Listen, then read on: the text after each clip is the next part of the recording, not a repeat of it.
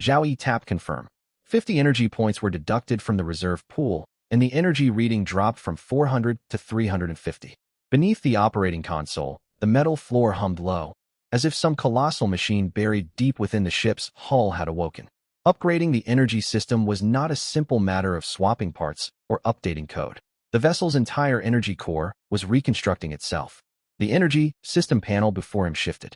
The crude original energy bar interface gave way to a brand new three-dimensional schematic of the energy core. The new core was a hexagonal reaction chamber. Suspended inside, held in check by magnetic fields, was a dense mass of high-density plasma. Its hue had shifted from the green of the old chemical batteries to a brighter, more stable pale blue. Data on the panel flickered and updated. Energy system, bronze tier. Energy capacity, 2080. Energy regeneration, 1./24H 3./24H. Energy output efficiency, level 1 level 2. New trait, energy overload. Consume double energy to temporarily raise any subsystem by 1 tier for 30 minutes. Cooldown, 12 hours. Staring at the new 80-point energy capacity, Zhao Yi slowly exhaled. From 20 to 80, quadrupled. Energy regeneration had climbed from 1 point per day to 3. It was still slow, yet on days with no incoming energy stones, tripled regeneration greatly raised his baseline survival threshold. Coupled with energy overload, which let him burn extra power to boost subsystems in emergencies, he had gained another combat burst option. Without pausing, he moved on to the next item. Life, support system, iron tier life, support system, bronze tier. Upgrade cost, 30 energy points. Confirm. The life, support upgrade made no roar or vibration. Only the cabin air itself changed. Under the iron tier system, air filtration had always carried a faint background noise, like an aging air conditioner struggling to run. After the upgrade, that hum vanished entirely. The air grew crisp, carrying a faint whiff of negative ions, much like mountain air after a thunderstorm. Life, support system, bronze tier. Oxygen generation, single, person standard 3-person standard. Water, cycle recovery rate, 75% 90%. Temperature adjustment range, 10 degrees Celsius to 35 degrees Celsius, 20 degrees Celsius to 50 degrees Celsius. Carbon dioxide filtration threshold, 1 person/48H 3 people/72H. New trait, air purification. Filters toxic gases and particulates, including low concentration beast toxins. Food preservation duration tripled compared to iron tier. Once the upgrade finished, Doubao drew a deep breath and widened her eyes dramatically. Master, the air feels different. Not sweet, fresh, like grass right after rain. That's negative ions. Zhao Yi did not look back and tapped the next subsystem. Propulsion system, iron tier propulsion system, bronze tier. Upgrade cost, 40 energy points. Confirm. A flurry of mechanical reconstruction noises echoed from the ship's stern. Chemical, fuel rocket propulsion gave way to primary ion thrusters, which ejected propellant via ionist acceleration. Maximum speed jumped from 1,200 km per hour to 3,000 km per hour, with acceleration more than doubled. Propulsion system, bronze tier. Propulsion mode, chemical, fuel rocket primary ion thruster. Maximum speed, 1,200 km per hour 3,000 km per hour. Orbital, adjustment energy cost, 2 points/adjustment 1 point/adjustment. Acceleration performance, 0 to 600 km per hour in 18S, 0 to 600 km per hour in 7S. New trait, fine attitude control. 8 extra micro thrusters enable full range translation and rotation while hovering. Fuel, chemical fuel ion, propulsion propellant auto, replenished by converting energy. Note, chemical, rocket fuel, is obsolete. Your ship now generates propellant from energy. As long as you have power, you can fly. 3,000 km per hour was still slow by cosmic standards, yet more than fast enough to chase treasure chests through the debris belt. Next came the weapon system. Weapon system, iron tier weapon system, bronze tier. Upgrade cost, 45 energy points. Confirm. A previously absent module, the fire control system, appeared on the weapon control interface. Weapon system, bronze tier. Hardpoint count, 242 medium top, mounts, 1 medium bottom, mount, 1 small bow mount. Currently equipped. Top hardpoint 1 beam lancer silver tier, bottom hardpoint precision grapple hook iron tier. Top hardpoint 2, vacant. Bow hardpoint, vacant. Target, lock assistance. None primary fire, Control System Ballistic Prediction plus Auto, Aim Assistance. New trait, Weapon Synergy. Multiple hardpoint weapons can engage a single target simultaneously. Fire. Control automatically harmonizes trajectories to avoid mutual interference. Seeing hardpoints double to 4, Zhao Yi picked up the Storm, Type Gaussian Rapid, Fire Cannon, and slotted it into the equipment. Installation interface. Detecting installable gear. Storm, Type Gaussian Rapid, Fire Cannon Silver Tier. Please select Hardpoint. He fitted it to top Hardpoint 2, side by side with the Beam Lancer. On the screen's three-dimensional ship schematic, a new turret icon appeared atop the hull, flanking the Beam Lancer. Status pop. Up. Beam Lancer top 1 install the E-Ready. Storm. Type Gaussian Rapid. Fire Cannon top 2 install the E-Ready. Precise sniping from the Beam Lancer. Suppressive fire from the Gaussian Cannon. Paired with the fire, controls ballistic prediction and auto. Aim. Combat output vastly outstripped the old manual, aim single, gun setup. Then the detection system. Detection system, Iron Tier Detection System, Bronze Tier. Upgrade cost, 35 energy points. Confirm. The scanning view on the detection panel refreshed, and the whole observable world sharpened. Detection system, Bronze Tier. Scan radius, 50 kilometers, 200 kilometers. Target, identification capability. Distinguish star, beast/non, star, beast/treasure chest detailed profiling tier. Rank, energy intensity, movement, path prediction.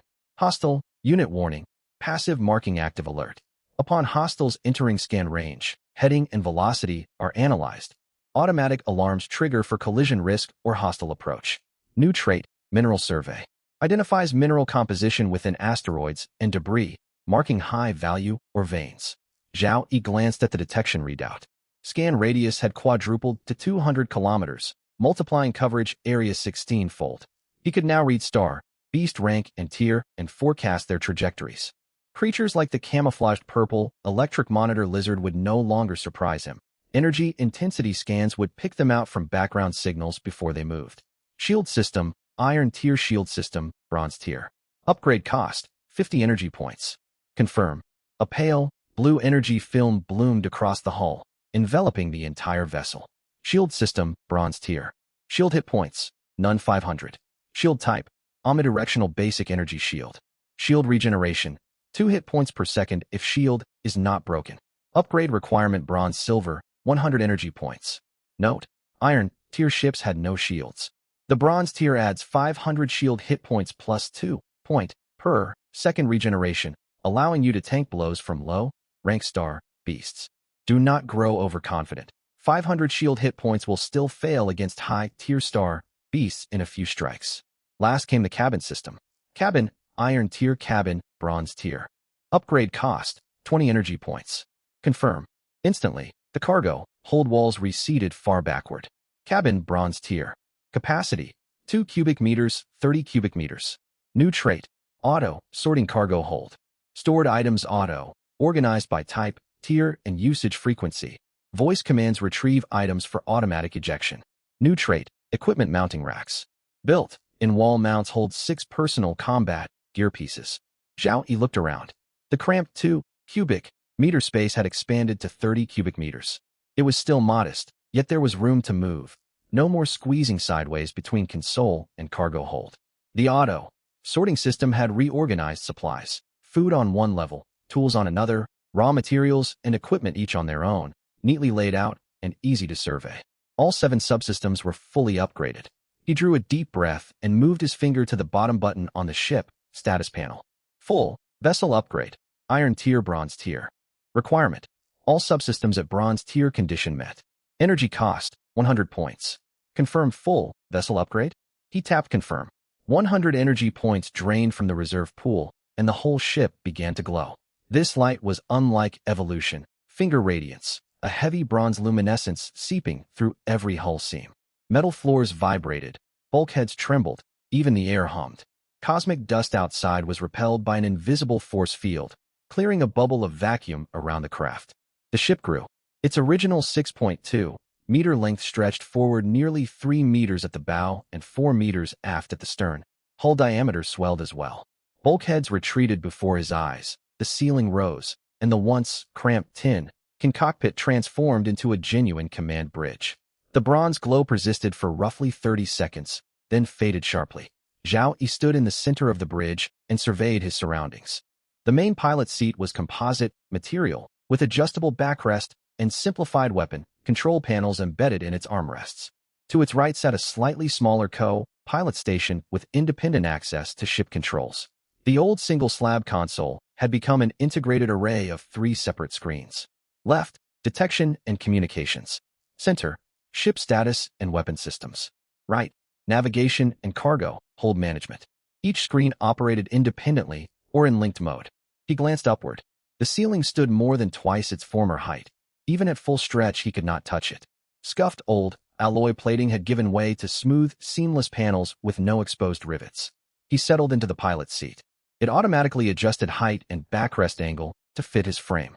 Armrest panels lit up, displaying weapon system status. Top, 1 beam lancer. Top, 2 Gaussian rapid fire cannon. Bottom, mount precision grapple hook, vacant bow hardpoint.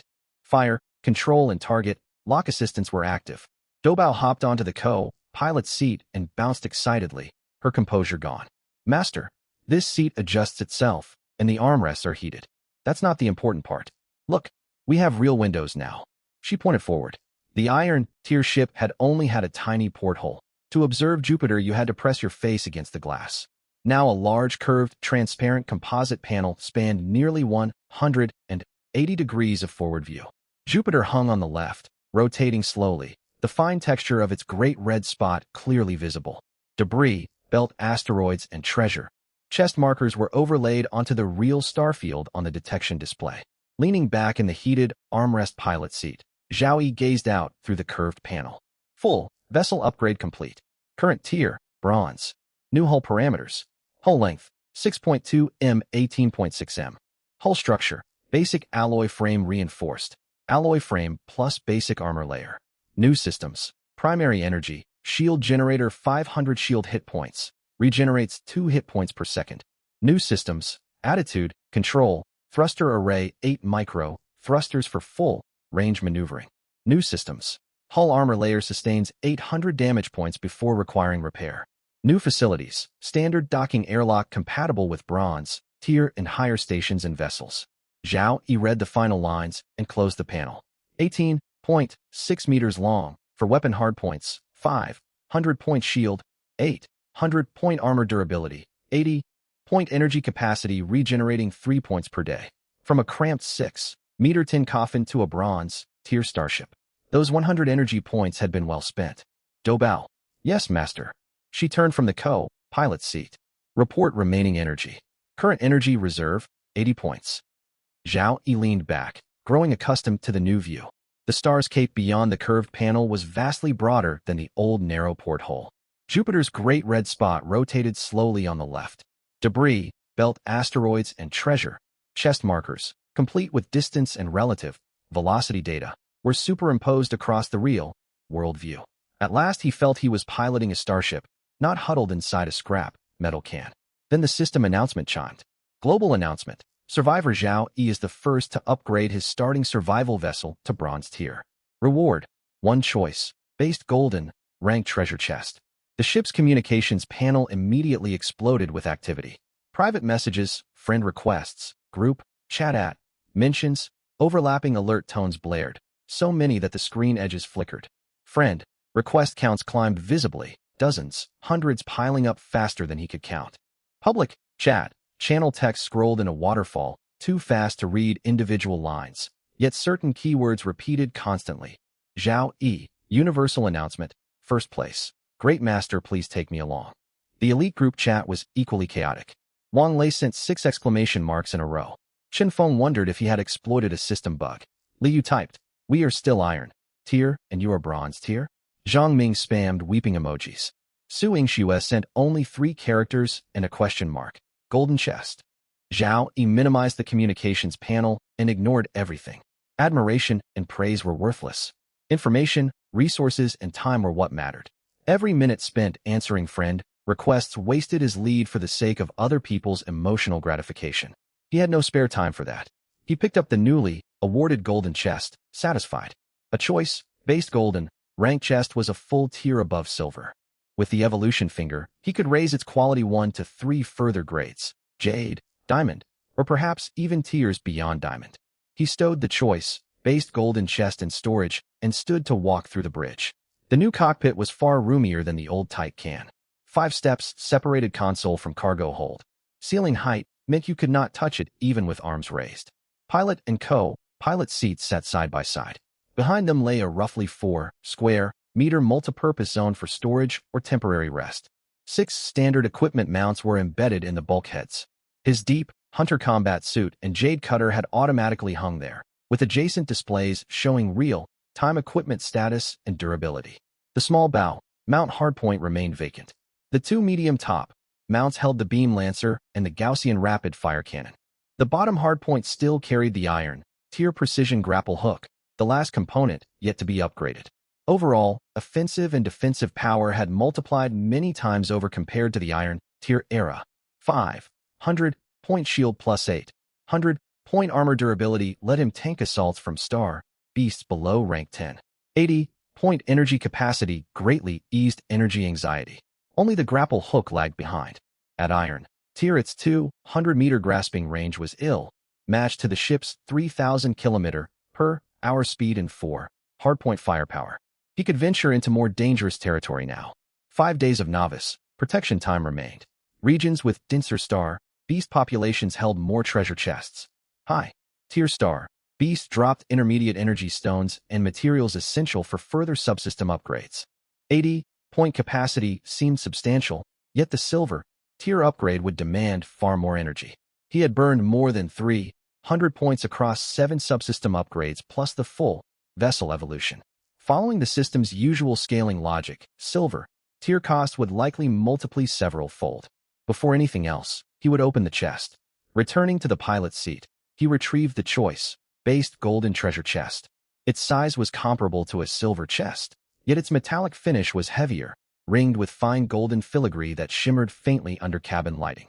He brought up the selection interface, where more than a dozen options lined the screen. Last time he picked the special category chest, he got a spatial jump stone, a one-time life-saving artifact. One pick before that, the special category chest yielded Dobao, a diamond-grade intelligent being. Special category loot had an extremely high ceiling, but it was far too random. What he needed right now was steady combat power improvement, not gambling for something that could be overpowered or completely useless. After some thought, he settled on the ship weapon category. His 2 silver-grade ship cannons had already proven that ship-mounted weapons dealt far more damage than man-portable firearms. The Matrix light cannon could blow straight through the head of a rank 5 Rift Eel with one shot, and the Gauss rapid fire cannon's sustained damage outperformed individual melee weapons by a massive margin. His human carry gear was already sufficient. The jade cutter for close quarters combat and the golden combat suit for defense. What he lacked was another boost to his starship's firepower. He would soon venture into regions with far denser star beast populations, and an additional high-grade ship weapon would drastically speed up area clearance. He tapped the ship weapon category golden treasure chest. Confirm selection of ship weapon category golden treasure chest. This choice cannot be reversed. Confirm. A stream of golden light surged out of the chest, denser and thicker than the light from a silver chest. It flowed across the control console like liquid metal. When the radiance faded, a weapon unlike the Matrix light cannon or Gauss rapid fire cannon materialized before him.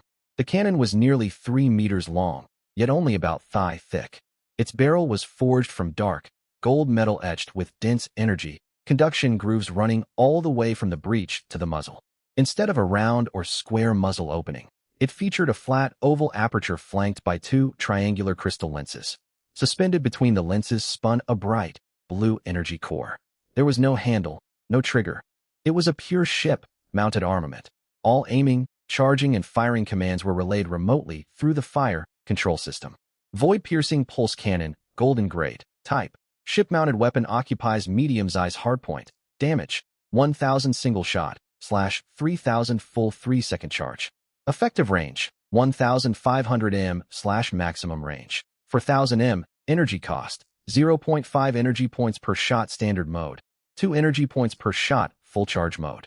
Special effects, electromagnetic pulse, upon impact, releases an electromagnetic pulse wave dealing 30% splash damage to all hostiles within a 30-meter radius. and temporarily paralyzing their sensory systems for 1.5 seconds. Shield dissolution. In full charge mode, the beam dissolves target shield structures, dealing 300% extra damage to shields. Any leftover damage after shield destruction applies fully to the target's physical body. Chain penetration. If a fully charged strike kills its target, the beam pierces through and travels 800 meters onward, striking a second target behind it with 50% damage reduction. Description: Golden Grade ship-mounted cannon. Base damage starts at 1,000. Full charge damage hits 3,000. It triples damage against shields and pierces through slain foes. This cannon was built for decisive, one-shot takedowns. After reading the stats, Zhao Yi nodded. 1,000 base damage, 3,000 on full charge, and triple damage versus shields. Not long ago, he had spent ages hacking away at the silver-grade rank 10 purple electric lizard with the Jade Cutter. With this cannon, one shot would have finished it. He set the void-piercing pulse cannon on the console and activated Finger of Evolution. Multicolored light welled from his fingertips and coiled around the dark gold barrel. The cannon vibrated violently. Light within the energy grooves shifted from dark gold to bright gold, then morphed into an unfamiliar rich, liquid-looking violet. Finger of Evolution activated. Target: Void-piercing pulse cannon, golden grade, evolution tier, 2 levels advanced, golden jade diamond. Another 2-level jump. Zhao Yi noted this observation in his mind. This was the third time a golden grade item had jumped 2 tiers when evolved. Golden grade gear seemed to have a higher multi-tier jump chance than lower tier equipment. Still, the sample size was too small to confirm this pattern. Violet light exploded, then sharply contracted. The cannon on the console had been completely transformed. Its barrel shrank to roughly 2 meters, while its diameter thickened. The original dark gold metal was replaced by translucent crystal-like material of deep violet. Countless fine luminous filaments swirled inside, flowing like neural networks from breech to muzzle. The oval muzzle opening turned circular. The 2 triangular crystal lenses merged into one complete circular lens. The suspended energy core shifted from bright blue to deep violet, spinning so fast it appeared as a swirling violet halo. A foldable handle appeared underneath the barrel. It could be detached for emergency handheld use, yet it weighed no less than 5 tons. Only Zhao Yi, clad in his combat suit and aided by low-gravity conditions, could lift it with one hand. Void Annihilation Cannon Diamond Grade. Type: Ship-mounted weapon, occupies medium-size hardpoint, / detachable handheld, requires strength 20+. Damage: 5,000 single shot, / 15,000 full 4-second charge. Effective range: 3,000 m / maximum range: 8,000 m. Energy cost: 1 energy point per shot standard mode, 3 energy points per shot full charge mode. Special effects: Space Collapse. A fully charged hit creates a Tuscan-long microspace collapse zone at the point of impact. All hostiles inside take 8,000 space tier damage per second, are forcibly dragged toward the collapse center, and suffer an 80% movement speed reduction. Causality correction. In standard mode, each shot has a chance to auto-correct its trajectory to strike the target's structural weak point. Correction probability scales with Battlefield Intelligence Completeness base 15%, plus 5% per fire control system level, and extra plus 10% from Doubao's expert grade detection. Void Resonance. Upon killing a target, all hostiles of equal or lower rank within 40 meters of the victim are inflicted with fear. 40% reduced movement speed and 20% lower defense for 5 seconds. Doom Pulse. Each kill grants the Void Annihilation Cannon a 15% damage boost for its next shot, stacking up to 5 times. At maximum stacks, the energy core glows blood red. The subsequent shot guarantees causality correction and deals 200% damage. Description: Your enemies will dread seeing this cannon fully charged. Space Collapse, Causality Correction, Void Inflicted Fear, and Doom Pulse. Every effect conveys one message: Area Annihilation. Zhao Yi finished reading the stat panel and lifted the Void Annihilation Cannon. It felt heavy. Its crystal surface was warm to the touch. Those neural-like luminous filaments brightened faintly at his contact, as if responding to him. Standard shots dealt 5,000 damage for 1 energy point. A fully charged strike hit 15,000. Spending 3 energy points unleashed a spatial collapse zone, dealing 8,000 space tier damage each second for 2 seconds, 16,000 total, plus the base 15 house in charge shot damage for over 30,000 combined damage. A purple electric lizard trapped inside that collapse zone would not survive even 1 second.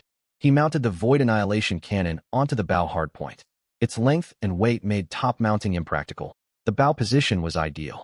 The muzzle pointed straight along the ship's heading, perfect for its one-shot kill combat role. A mounting complete notification popped up on the fire control interface, and a purple turret icon appeared beside the bow marker. Current hardpoint layout. Top 1 Matrix Light Cannon Precision Sniping. Top 2 Gauss Rapid Fire Cannon Suppressive Fire. Bow Mount Void Annihilation Cannon Heavy Duty Area Annihilation. Bottom Precision Towing Grapple. 3 cannons covering 3 damage tiers, from low-cost 0.2 energy precision strikes all the way up to 3 energy, full-charge spatial collapse, covering every combat scenario. Master, your Void Annihilation cannon looks amazing, but don't get distracted admiring it. I've recalculated nearby high-density Star Beast zones. Dobao's voice came from the co-pilot seat. The bronze-grade detection system's scan radius expanded from 50 kilometers to 200 kilometers. We've picked up multiple previously unseen regions. One location is especially interesting. I've marked it on the star chart. Zhao Yi glanced at the star map. Within the 200-kilometer scan radius, markers blotted the screen. The volume of data was 16 times greater than under iron-grade sensors. Dobao zoomed in on one zone inside Jupiter's debris belt, roughly 120 kilometers away. Red Skull threat markers packed a sizable section of the display. Star Beast density here is 4 times higher than our previous high-density zone. Ranks range from 3 to 15, and treasure chest markers are scattered everywhere. Several chest signatures shine intensely, at minimum golden grade. Threat assessment. But the real note is the very center of this zone. Detection readings are erratic. Powerful, intermittent energy fluctuations suggest either a star beast with energy shielding capabilities or some special structure. Beasts on the outer fringe are ranks 3 through 6. Numerous, but low tier. You can overwhelm them easily. We cannot fully penetrate the central anomaly with bronze-grade sensors. We know something is there, but its details remain hidden. If we intend to reach the core, clear the perimeter first. Then I will attempt close-range scans using alternative frequency bands. She zoomed the star chart further. Overall, moderately dangerous, but survivable with your Void Annihilation Cannon, Jade Cutter, and Golden Combat Suit. Moderately dangerous, yet manageable. Zhao Yi stared at the star chart region, choked with Red Skull icons. He would go. Gripping the control stick, the new starship's ion thrusters hummed with smooth, deep resonance, a stark contrast to the rough vibration of old chemical rockets. Set course for the edge of that high-density zone. Depart. Enter Jupiter Ring. Zhao Yi parked his starship beside a dwarf planet wreck at the belt's edge and switched thrusters to hover mode. His 18.6-meter bronze-grade vessel stabilized in vacuum. Attitude adjustment nozzles occasionally vented fine ion plumes to counteract Jupiter's faint gravitational pull. He peered through the cockpit's curved, transparent canopy and fell momentarily stunned. Viewing Jupiter from within the inner ring was unlike observing it from outside the debris belt. Out there, Jupiter had filled 1/3 of the view like a vast mural. Here in the inner belt, it was no mere mural. It was a living, breathing giant gaseous world beneath him. The great red spots, swirling arms stretched edge-to-edge across his field of vision. Individual storm cells, each dozens-fold larger than Earth hurricanes, were distinguishable within its cloud bands. Turbulent boundaries between cloud layers ran jagged rather than smooth. Red, brown, white, and orange cloud strata flowed at differing altitudes and velocities. Where fast-moving and slow-moving air masses collided, countless vortices tore open, resembling crumpled, smoothed-out silk. Sunlight streamed past Jupiter's limb, painting a fiery gold-red arc along its atmospheric edge. The glow forced the combat suit's visor to auto-dim. Refracted sunlight created a rainbow-hued halo across the limb, radiating across infrared through ultraviolet wavelengths. The Jovian ring glimmered within that halo, fine ice and silicate particles catching sunlight to form a silvery veil spanning the whole view. Master, you have held hover for 47 seconds. Sensors have picked up 3 more star beasts. Dobao's voice pulled him back from the planet-scale spectacle. Zhao Yi blinked and tore his gaze away from Jupiter. He checked the detection panel and drew a deep breath. Out in the outer debris belt, Red Skull's star beast markers had been sparse and scattered, kilometers apart. Within the inner ring, skull icons clustered tightly. Many overlapped so heavily you needed 3-fold zoom to distinguish individual contacts. Over 500 star beasts showed within the 200-kilometer scan radius, and the count kept climbing as they drew deeper. Massive specimens abounded. Thousands of kilometers above Jupiter's cloud tops, in ultra-low orbit, floated leviathans so large the sensor unit auto-switched measurement units. Their lengths were measured not in meters, but kilometers. One whale-like entity, thousands-fold larger than Earth's blue whales, drifted along Jupiter's equatorial cloud bands. Bioluminescence rippled across its skin, pulsing in sync with Jovian magnetosphere auroras. Another lay deeper, partially submerged beneath cloud layers, leaving only a blurry thermal signature 30 kilometers across, large enough to match the footprint of an entire city on Earth. Zhao Yi's heart tightened. He turned toward Doubao. The new survivor grace period has 5 days remaining. That's right, so those colossal creatures are merely observers for now and will not attack us. Doubao's tone stayed light, mismatched against the scale of the Leviathans. Still, I advise against flying toward Jupiter's cloud tops. Even if star beasts ignore us, the planet's gravity and radiation pose real hazards. I do not wish to test whether our bronze-grade shields can withstand Jovian magnetosphere radiation belts. No need to remind me. Where is the golden treasure chest? Zhao Yi red-ripped the flight stick. 40 kilometers forward right, dead center inside the highest density star beast cluster. Doubao zoomed the star chart. A brilliant golden chest marker appeared, ringed by layers upon layers of red skull icons. Outer perimeter holds ranks 5 to 7 star beasts. Inner zone readings are obscured. At least several rank 8 or higher entities are present. Roughly 70+ beasts total. Master, how do you want to engage? Peel inward layer by layer. Clear from the outer edge. Do not pull excess aggro. No reckless advances. You handle primary fire control. The Void Annihilation Cannon costs 3 energy points per full charge shot. Conserve it. Understood, Master. I will shoot frugally. Doubao brought up the fire control interface from the co-pilot station, operating 2 targeting overlays simultaneously. Every energy point counts. I will waste none. Zhao Yi advanced the ship at steady acceleration into the Star Beast swarm's outer fringe. The slaughter began. The first hostile entering firing range was a rank 5 ironclad drifter. Resembling a flattened turtle, its Oni and a half-meter plus carapace bore dull metallic luster, granting top-tier defense among its rank. It drifted lazily through vacuum, apparently never expecting anyone to charge straight into this territory. Doubao fired the Matrix-like cannon. A pale blue beam struck a seam between carapace plates, the weakest point on its shell. The shot pierced cleanly. Superheated gas blasted outward through the fracture. The ironclad drifter swelled briefly, then detonated. Ironclad drifter rank 5 eliminated. Plus 38 EXP. One shot, 0.12 energy points. Practically free, keep going. A second target emerged, a rank 6 spine-wing eel. Resembling a sea serpent with 3 rows of bony flight veins, it flew at high speed with constant erratic course changes. Doubao unleashed a short Gauss rapid-fire burst. A single projectile consumed 0.0 energy points. High-velocity Gauss rounds bypassed its shield and pierced its skull.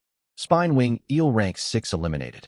Plus 45 EXP, 0.0 energy. Cheaper than the Matrix-like cannon. Doubao logged the expenditure.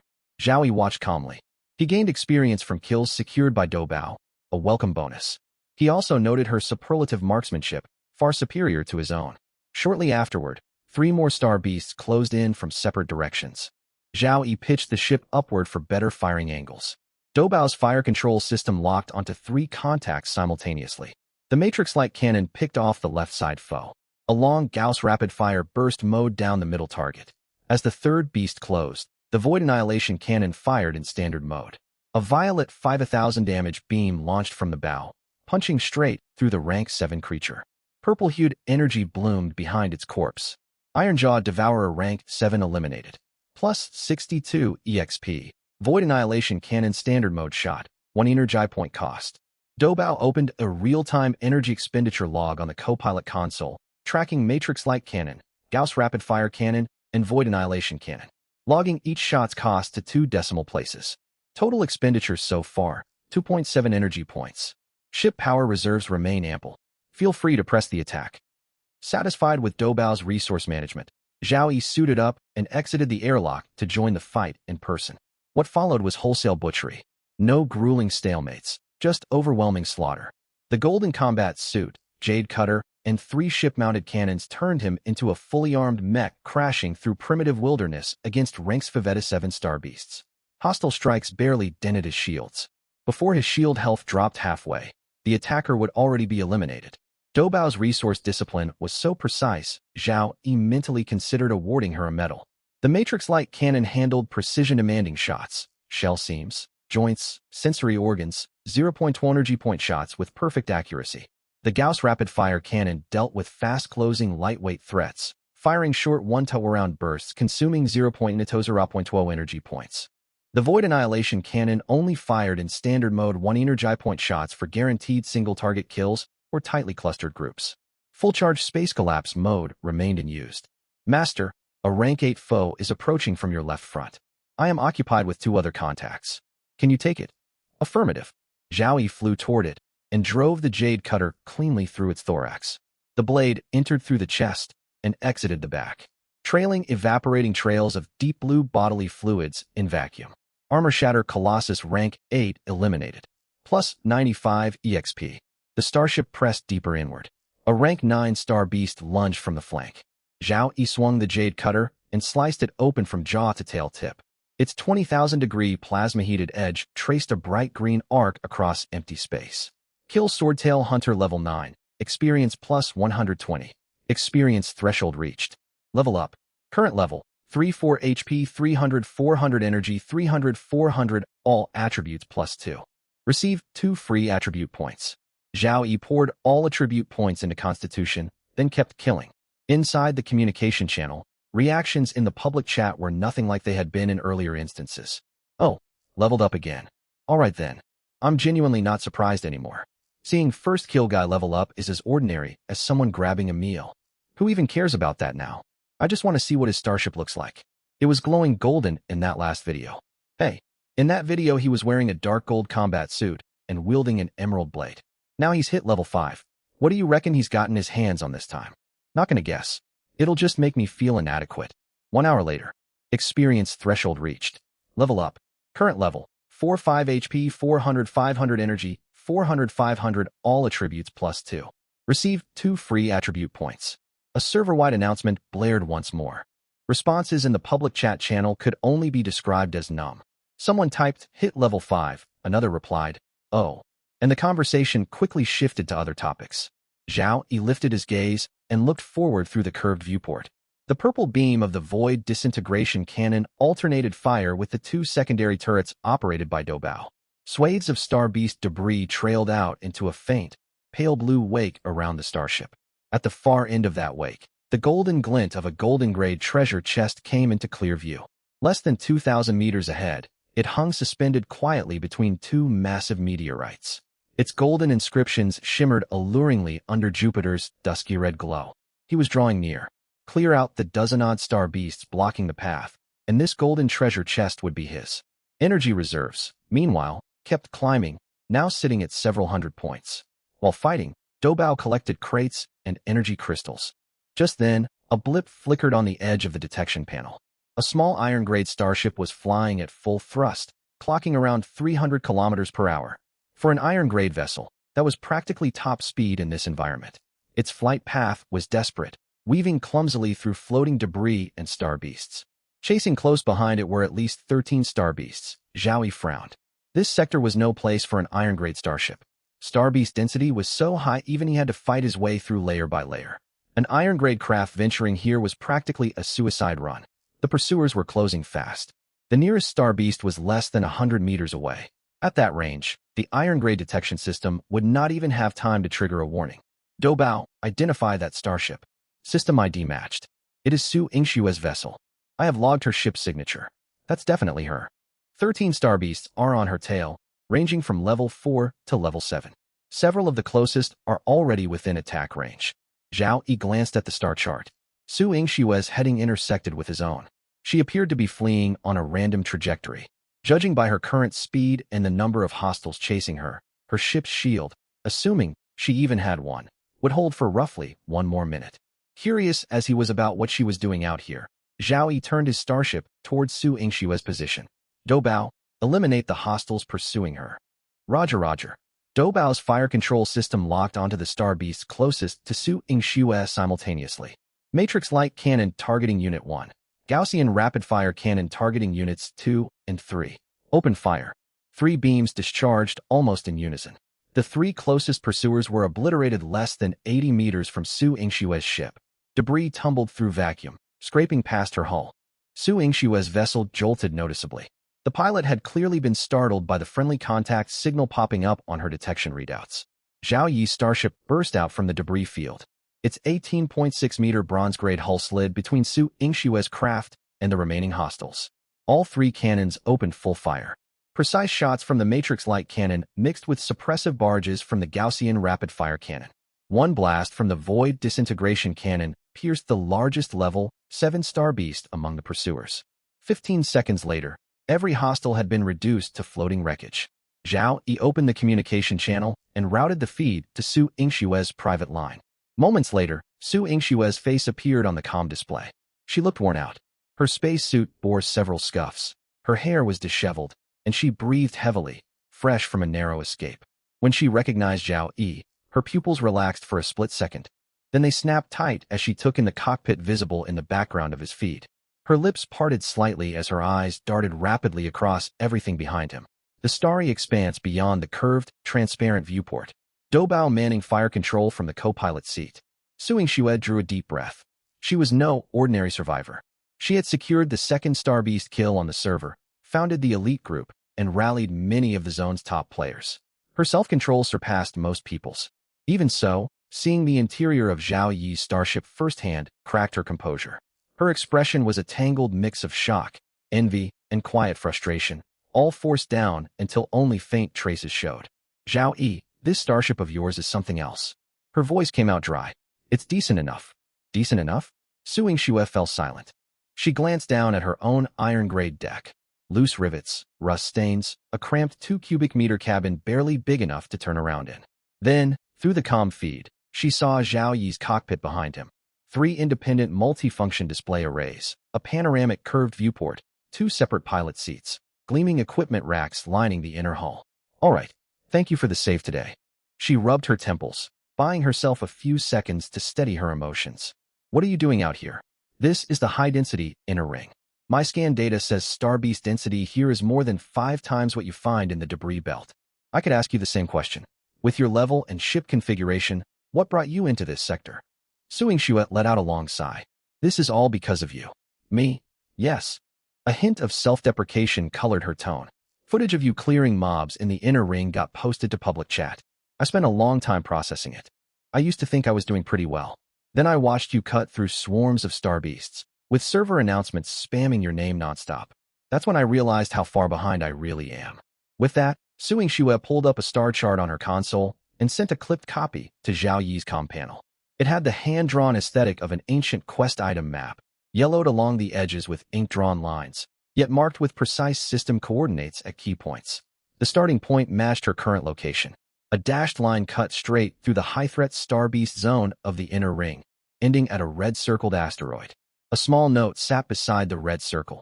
Abandoned starship, model unknown, high signal intensity. I got this map from opening a treasure chest. It marks the position of a derelict starship. The system description says it may hold high-value, unloaded supplies. Its grade is substantial, though we won't know exactly what's there until we arrive. Charging straight through this dense Star Beast zone is the shortest route. Taking the detour would take nearly 2 full days. Our new player protection only lasts 7 days. Wasting 2 days on a detour is too costly. So you charged in alone? I thought I could sneak through. Su Yingxue looked rueful. But Star Beast density is far too high. My scanners couldn't find any safe gaps. I was detected less than 10 kilometers after entering. Zhao Yi studied the star chart. An abandoned starship? If genuine, its contents would outclass ordinary system-spawned treasure chests. System chests followed strict difficulty-tied loot rules. Iron-grade zones dropped iron-grade loot. Bronze-grade zones dropped bronze-grade loot. Risk matched reward. A derelict mining vessel obeyed no such rules. It could hide high-tier gear in a low-security zone, or contain nothing but scrap in a dangerous one. That very uncertainty was its value. Moreover, the label high signal intensity meant its power core was still active. A derelict vessel with a functioning core most likely remained untouched by looters. He zoomed in on the target coordinate. The asteroid itself was only a few kilometers across, pockmarked with craters. The mining vessel was wedged inside one large impact crater, tilted but structurally mostly intact. Scaling from the chart data, the ship was enormous, at least 500 or 600 meters long. Do you still plan to go there? Su Yingxue thought it over, then answered plainly. With my current gear, I have no realistic chance before new player protection expires. My iron-grade ship has no shield, weak engine thrust, and only a 50-kilometer detection radius. I couldn't even safely reach the edge of this Star Beast zone, let alone cross it. I originally planned to wait until I upgraded to bronze grade and gather a team. But judging by how fast you level, by the time I hit bronze, you'll probably have looted every chest in this whole sector. Zhao Yi chuckled. In that case, sell me the map. Su Yingxue looked up. Zhao Yi set a silver metal chest down on his console.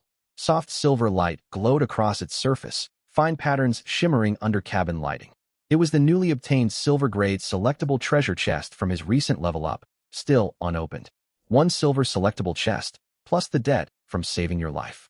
In exchange for your treasure map. What do you say? Su Yingxue's eyes lit up at the sight of the silver chest. She knew exactly how valuable it was. A silver-grade piece of equipment would give her immediate, substantial combat boosts. By contrast, the treasure map pointed toward a potentially huge reward she could not realistically access anytime soon. In her hands, it was nothing more than a useless document, trading an unattainable future opportunity for immediate combat power. While settling her life debt, the math was obvious to her. Deal.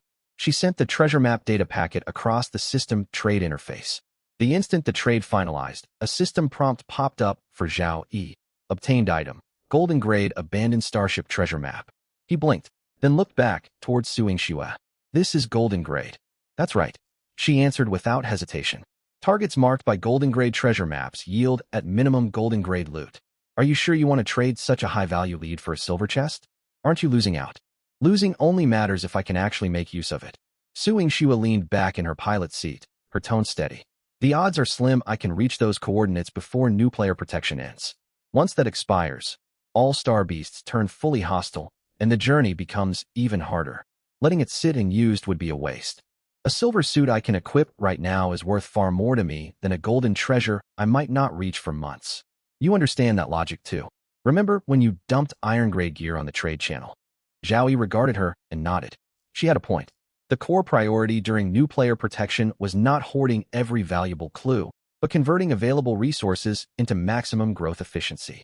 For Su Yingxue, these few days were her critical growth window. Silver-grade equipment would let her hunt more star beasts, open more chests, and snowball her power. Locked away in her inventory, the treasure map would simply gather dust. Chasing distant rewards and missing her best growth window was not prudence, it was waste. Still, he was impressed by how clearly she saw the same resource logic he operated by. What is your talent? Zhao Yi asked directly. A faint smirk tugged at Su Yingxue's lips, as if she had expected exactly that question. Confidential. Zhao Yi waited 2 beats. Realizing she would say no more, he did not press. Talents were every survivor's most closely guarded secret. He would never reveal his own evolution touch ability to anyone. Her refusal to speak volumes. Her talent was certainly no common, low-tier bonus like plus 10% strength. He pulled a second silver selectable chest from system storage and set it beside the first. He had looted it while clearing star beasts in the inner ring. He had leveled so rapidly amid repeated server announcements that he had barely glanced at his spoils. His 3 daily uses of evolution touch were already exhausted. Rather than hoard these 2 silver chests until tomorrow's refresh, he might as well convert them into immediate strength or more valuable resources right now. He pushed one into the trade interface. I'll add another.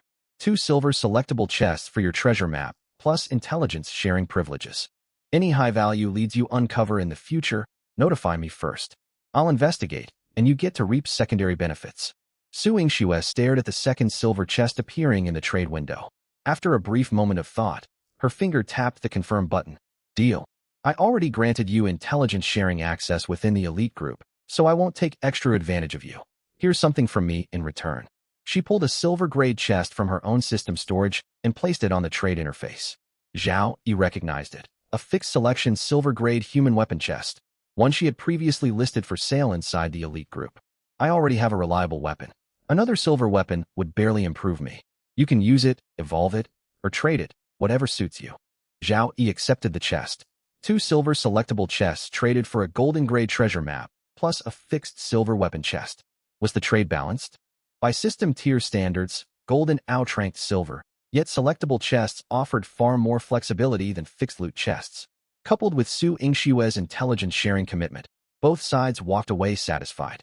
Once the trade completed, Zhao Yi imported the treasure map data into his starship's navigation system. A new route marker appeared on his star chart, leading from his present coordinates through the inner ring hazard zone toward the nameless asteroid, holding the derelict mining vessel. The system estimated travel time at 2.5 hours, provided he cleared all star beasts along the path. Are you heading back now, or waiting while I finish clearing this area? Su Yingxue replied crisply. I'm leaving immediately. My ship is nearly out of energy and has no shield left. Staying here would only slow you down. There are low-density chest zones nearby. I'll go scavenge there to replenish my supplies. Zhao Yi nodded and cut the comms. Su Yingxue reignited her starship's engines. The small iron-grade craft turned clumsily in vacuum and set course for the outer edge of the inner ring. Mid-flight, her vessel slowed briefly, and a voice message arrived. Zhao Yi, thank you for saving my life. Whatever you find aboard that derelict starship is yours. If you ever need backup, call on me anytime. Zhao Yi ignored the message without replying. He muted the voice feed and pushed his control stick forward, heading for the golden treasure chest. Through her viewport, Su Yingxue watched the bronze-grade starship turn. Its 3 turrets glinted cold under Jupiter's dusky red light. For pale blue ion trails flared from its rear thrusters. The hull arced smoothly through vacuum, plunging straight back into the star beast-infested zone that had nearly gotten her killed. It moved without hesitation, as if returning home. She sighed, closed her detection display, and pulled up her navigation route back toward the outer debris belt. The gap between people is bigger than the gap between humans and star beasts. She muttered to herself, then engaged full thrust, her iron-grade starship speeding towards safer territory. Zhao Yi pushed his control stick forward. His bronze-grade starship carved a straight path through swarms of star beasts. The purple beam of the void disintegration cannon flashed repeatedly across vacuum. Every blast turned a star beast into a cloud of pale blue wreckage. His starship's shield occasionally took minor splash damage, dropping a handful of hit points before regenerating 2 points per second back to full strength. The golden treasure chest drew closer. It hung between 2 house-sized meteorites, its surface rippling like liquid gold. Zhao Yi could now make out the carvings across its lid. A full-relief star chart depicting the Jupiter ring, with one tiny glimmer marking exactly his present coordinates. The last 3 star beasts blocking his path charged forward all at once. Void disintegration cannon switched to full charge mode, commencing its 4-second charge up. A purple energy core whirled wildly inside the muzzle, its brightness surging from deep violet all the way to blinding violet white. The instant charging completed, a beam roared forth. The fully charged strike dealing 15,000 damage pierced straight through the level, 8 star beast dead ahead. The beam kept going and detonated behind it, birthing a miniature spatial collapse zone over a dozen meters across. Spider-webbed purple spatial rifts spread across the void. The zone inflicted 8,000 points of tearing damage every second. The 2 remaining star beasts were forcibly dragged toward the collapse epicenter and torn into fragments within 2 seconds. Iron Maw Devourer level 8 slain. Experience plus 85. Spine Manta times 2 level 7 slain. Experience plus 120. Additional units killed by spatial collapse times 4. Experience plus 185. Master, no more star beasts stand before the golden chest. The path is clear. Doubao slapped the armrest from the co-pilot's seat. Zhao Yi throttled back the spaceship and hovered 20 meters directly in front of the golden chest. Bottom grappling hooks fired. The 4-claw grapple head locked precisely onto the chest's rim, and the mechanical arm reeled it in smoothly at 3 meters per second. The moment the golden chest slid into the cargo hold, a crisp metallic clang echoed within the compartment. Golden chest secured in hold. Doubao hopped down from the co-pilot's seat, skipped over to the cargo hold, and squatted down to study the patterns etched across the lid. Master, this chest is gorgeous. There's a star chart on the cover. And wait, the system grade label reads Golden Grade, Starship Equipment Crate. Zhao Yi rose from the pilot's seat and walked over to the cargo hold. Doubao had already popped the lid open. Golden light gushed out, casting flowing golden patterns across the hold's inner walls. The crate was lined with dark red shock-absorbent padding. At its center rested a basketball-sized cylindrical device. Its casing was forged from dark gold metal, covered in dense hexagonal grid etchings. Tiny luminous nodes dotted every grid intersection, tens of thousands of them flickering in synchronized breathing pulses. Standard Starship power interfaces capped both ends of the unit, fitted with gaskets made of an unfamiliar material Zhao Yi had never seen before. Stellar Core Energy Chamber, Golden Grade. Type, Starship Power System Core Maximum Energy Storage, 10,000 points. Energy Regeneration, 50 points / 24 hours influenced by cosmic free particle density.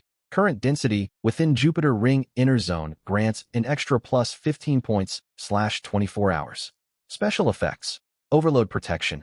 Automatically cuts power output when the chamber is breached or overloaded, preventing cascading explosions. Even if destroyed, it retains 50% of its stored energy. Energy Siphon. Automatically absorbs dissipating life energy from slain star beasts, converting it into 1 to 5 stored energy points. Absorption efficiency scales with the star beast level. Pulse Surge. Spend 10 energy points to instantly restore 200 points to the Starship shield. 30-second cooldown. Deep Space Energy Preservation. While fully dormant, self-discharge rate is merely 0.01% per 24 hours, allowing long-term energy storage with negligible loss. Description: a golden-grade Starship energy chamber. 10,000-point energy cap, 50-point passive daily regeneration, plus extra energy harvested from killing star beasts. Install this aboard your ship, and you will no longer need to ration every last energy point. Zhao Yi read the description twice over and nodded in satisfaction. He lifted the stellar core energy chamber and carried it to the power system connection port at the ship's rear. Since his bronze-grade vessel's upgrade, its power interfaces had adopted standardized specs. The energy chamber's connectors aligned perfectly. He gave it a light push. The interfaces latched and locked into place. Numbers flickered across the power system readout. Current energy reserve, 112 points. Finished with the installation, he turned toward Doubao. Doubao. Yes, master. Sort through the accumulated gear and materials we've gathered. List them on the trading channel. But do not slash prices heavily this time. Before, we needed quick energy point turnover. Now our power supply is solid, so sell at market value and take our time. The trading channel is still new. Prices are stabilizing. There is no rush. Understood. Doubao pulled up the cargo hold manifest. Between clearing hostiles and opening crates, we've stockpiled plenty of equipment. Liquidating everything should net us 600 to 800 primary energy stones. Take it slow. Market rates have climbed since our fire sale phase. We don't need energy urgently, so undercutting is unnecessary. Very well, master. I will list 20 pieces of black tier gear at the market average of 7 energy stones each and restock once daily. Doubao opened the trade channel interface on the co-pilot panel and began posting item after item. Oh, and master, while we were en route, the grappling hooks recovered more than a dozen black tier crates. They are piled in the cargo hold. Want me to open them too? Open them. List whatever drops straight onto the market. Got it. Doubao squatted beside the cargo hold, working both hands simultaneously, unlocking crates, sorting loot, appraising value, and posting listings in one fluid sequence. Grappling hooks kept operating nonstop. Every time the ship flew past a recently cleared battlefield, hooks launched automatically, snatching floating black tier crates from debris and hauling them into storage. Instead of dwindling, the stack of black tier crates before Doubao kept growing. Master, you defeat foes faster than the grappling hooks can salvage crates. The hooks are barely keeping up. Let the hooks keep at their work. Zhao Yi reclaimed the control stick. The starship accelerated, setting course for the coordinates of the derelict mining vessel. Star beast density along the route showed no sign of dropping. The high-density zone within Jupiter ring inner zone stretched farther than he had anticipated. The deeper he ventured, the higher the star beast levels became. Hostiles shifted from predominantly levels 5-7 to levels 7-9, with occasional level 10 specimens appearing. Yet against the void disintegration cannon, the gap between level 5 and level 10 amounted to nothing more than choosing between normal mode single shot or full charge single shot fire. Normal mode dealt 5,000 damage. If one shot failed to kill, a second finished the job. Nothing survived 2 hits. Full charge mode was even more devastating. 15,000 damage plus a spatial collapse zone. Not even a level 10 star beast could endure 1 second trapped within the collapse center. He no longer conserved energy tightly, for his gains far outstripped consumption. 1 hour later, his experience bar filled once again. Experience threshold met. Level advancement triggered. Current level, 5-6. All attributes +2. Health, 500-600. Energy, 500-600. Free attribute points gained, 2. Region-wide announcement. Survivor Zhao Yi has broken through in level, becoming the first survivor in this sector to reach level 6. Reward. 1 selectable silver tier crate. Reactions in the public chat channel went beyond mere apathy. Apathy at least constituted some form of response. Now users simply skipped over Zhao Yi's announcement and carried on with their conversations. Some debated which flavor of black tier nutrient can tasted the worst. Others experimented with building makeshift traps using black tier grappling hooks and screwdrivers. Another group argued whether starships ought to prioritize upgrading propulsion or weapon systems first. Discussions about canned food flavors continued uninterrupted as topics shifted onward. Zhao Yi closed the communications panel. He preferred this state of affairs. Admiration brought little practical benefit. Being treated as familiar background noise meant he could develop in peace without drawing unwanted attention. The starship pressed onward along its plotted trajectory. Some 40 minutes later, a massive artificial structure registered on the detection panel. Master, we have arrived. Zhao Yi decelerated the ship and activated maximum magnification optical scope. Magnified imagery appeared across the curved, transparent viewport. An asteroid roughly 5 kilometers in diameter hung dead ahead, its surface pockmarked with countless meteorite craters. Nestled inside the largest crater near the asteroid's north pole lay a starship. Visual estimates put its length at 500 meters. To put that scale into perspective, his bronze-grade ship measured 18.6 meters, comparable in size to a heavy-duty fighter jet on Earth. This wreck stretched 500 meters, nearly 30 bronze-grade vessels lined bow to stern. Earth's largest aircraft carriers topped out at roughly 330 meters long. This ship was half again longer still. Its spindle-shaped hull bulged midship and tapered toward both ends. Its outer plating had oxidized to dull gray metal, yet faint golden undertones peeked beneath the tarnish. In its operational days, this had been a golden-grade starship. A gigantic gash split the hull mid-vessel, as if torn open by the claw of some colossal star beast. Metal edges curled outward, bearing textures of melted and re-solidified alloy. All 6 enormous ion exhaust nozzles of the stern propulsion array gaped dark and inert. Half the bridge viewport at the bow lay shattered, while the remaining curved panes glinted dimly under Jupiter's deep red glow. The wreck jammed diagonally into the crater's rock walls. Its frame bent from impact, yet its primary structural integrity still held.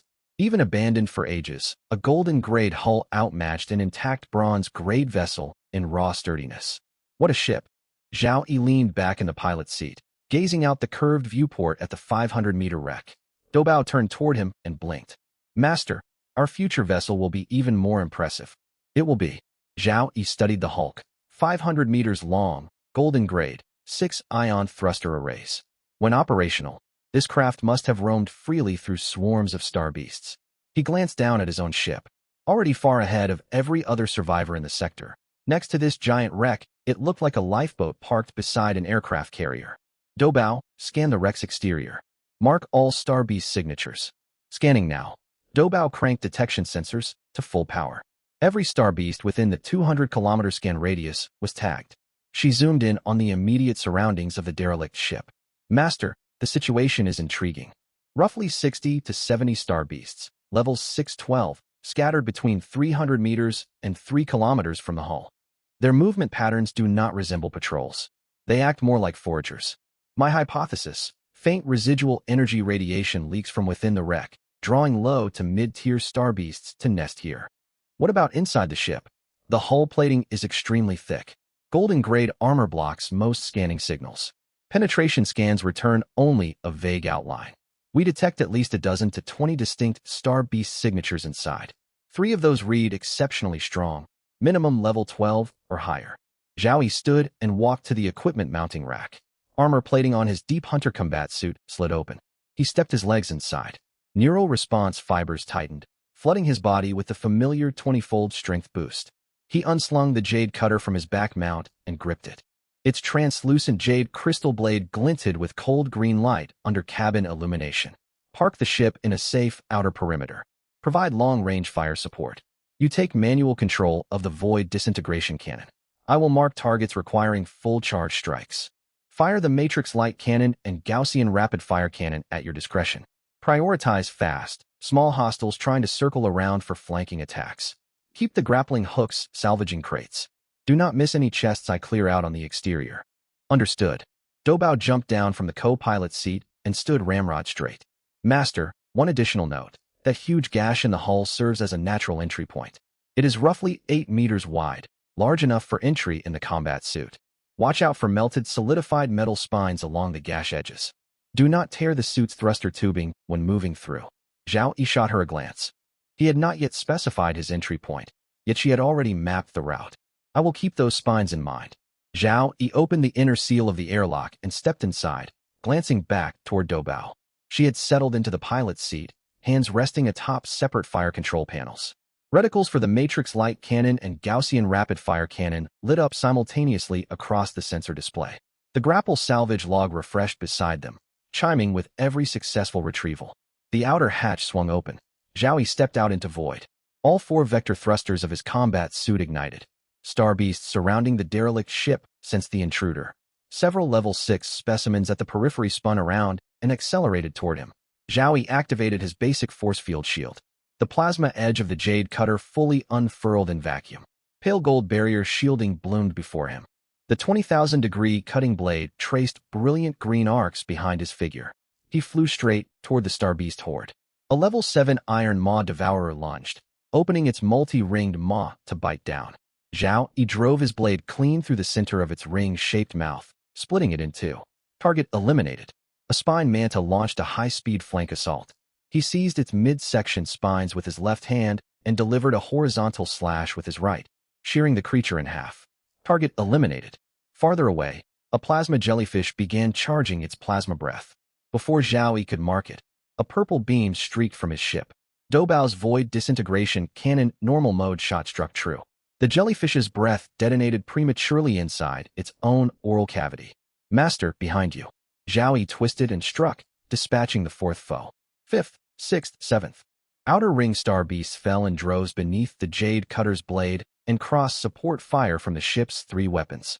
Each time a creature perished, grappling hooks darted forth to haul dropped chests and energy stones back to the cargo hold. Level 9 Star Beast slain. Experience plus 110. Level 10 Star Beast slain. Experience plus 145. Level 8 Star Beast slain. Experience plus 78. Level 11 Star Beast slain. Experience plus 210. Experience threshold met. Level advancement triggered. Current level 6-7. Region-wide announcement. Survivor Zhao Yi has broken through in level, becoming the first survivor in this sector to reach level 7. Reward: 1 selectable silver tier crate. Zhao Yi sliced apart the last outer hostile and drifted in open space to survey his surroundings. Every star beast outside the wreck had been wiped out. 60-plus star beast carcasses drifted in a faint bluish haze encircling the hull, while grappling hooks busily plucked scattered chests from the debris cloud.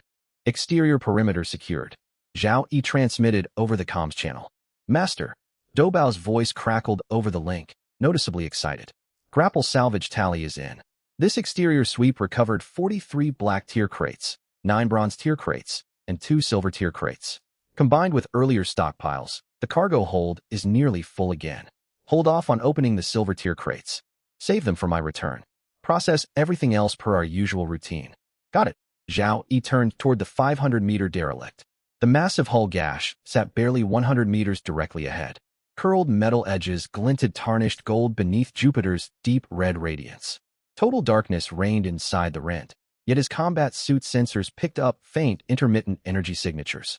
These were mixed with Star Beast life signal echoes emanating from deep within. 2 silver tier crates, 43 black tier, 9 bronze tier.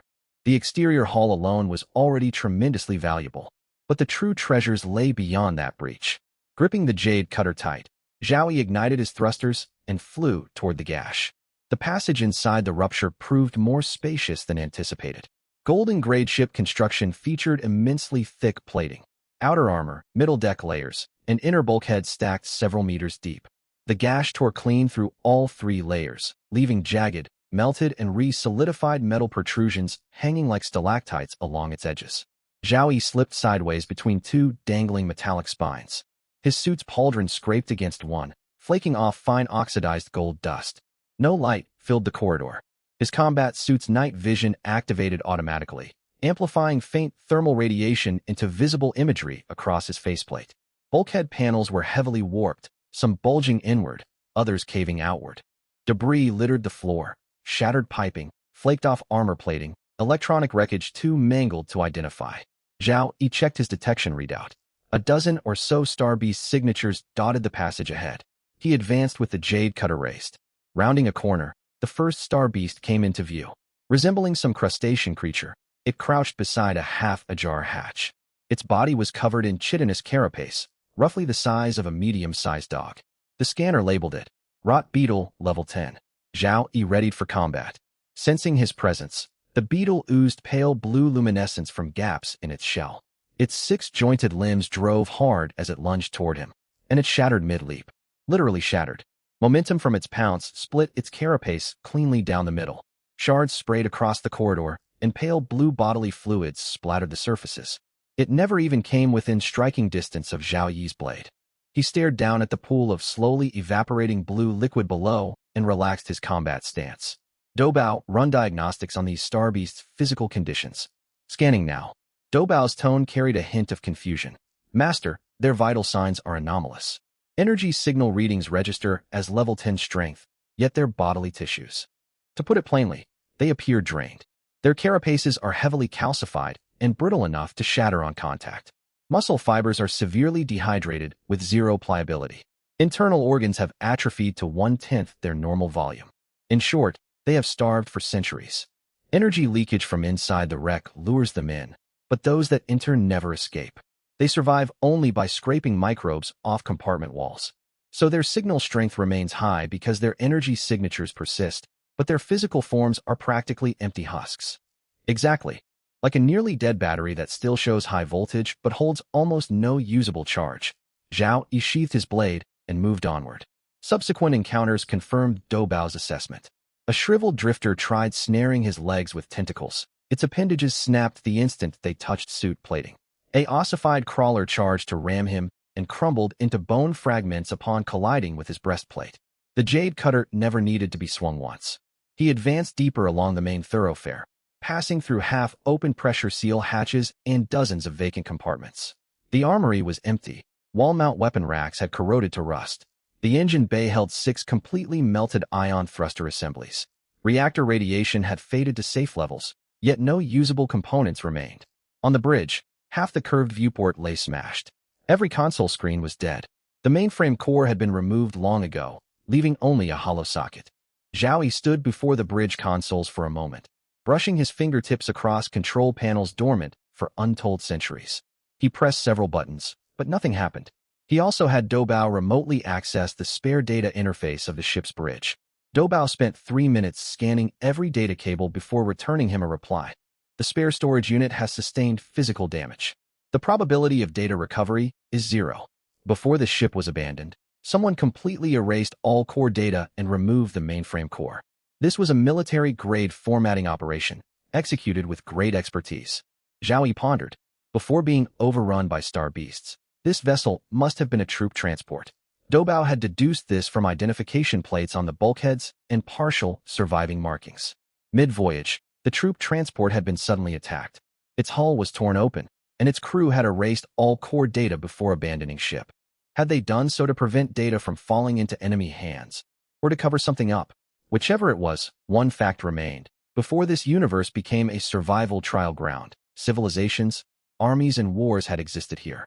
And someone did not want later survivors to learn the full truth of that war. He did not dwell on the matter. Events centuries old would not affect his current goal, stripping this ship's cargo hold bare. Doubao, scan for the cargo hold location. Locating now. Proceed straight down this corridor to the end. Turn right. Pass through 2 airtight doors, and you will reach the main cargo hold. Scanners detect dense, low-energy signatures within the hold. These are not star beasts. They are mechanical units. Mechanical? Affirmative. There are a great many of them, at least several hundred. Zhao Yi followed the route marked by Doubao. He crossed the 2 airtight doors and stepped into the main cargo hold, then came to a halt. The hold was far larger than he had imagined. The main cargo hold of a gold-tier vessel occupied nearly 1/3 of the ship's internal volume. Its ceiling stood at least 30 meters high, and both its width and depth exceeded 100 meters. Hundreds of metal racks stood in neat rows inside the hold, stacked high with tightly packed weapons crates. Spent shell casings and corroded, discarded weapon wreckage littered the floor. At regular intervals along the aisles between the racks stood robots. They stood roughly human height, with metallic skeletons and hydraulically driven joints. Their chest armor was flecked with dark red rust. Each unit had a flat cylindrical head housing a dormant single-lens sensor.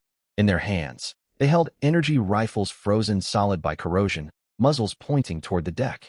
Hundreds of these robots formed orderly ranks stretching from one end of the cargo hold to the other, an army frozen by time.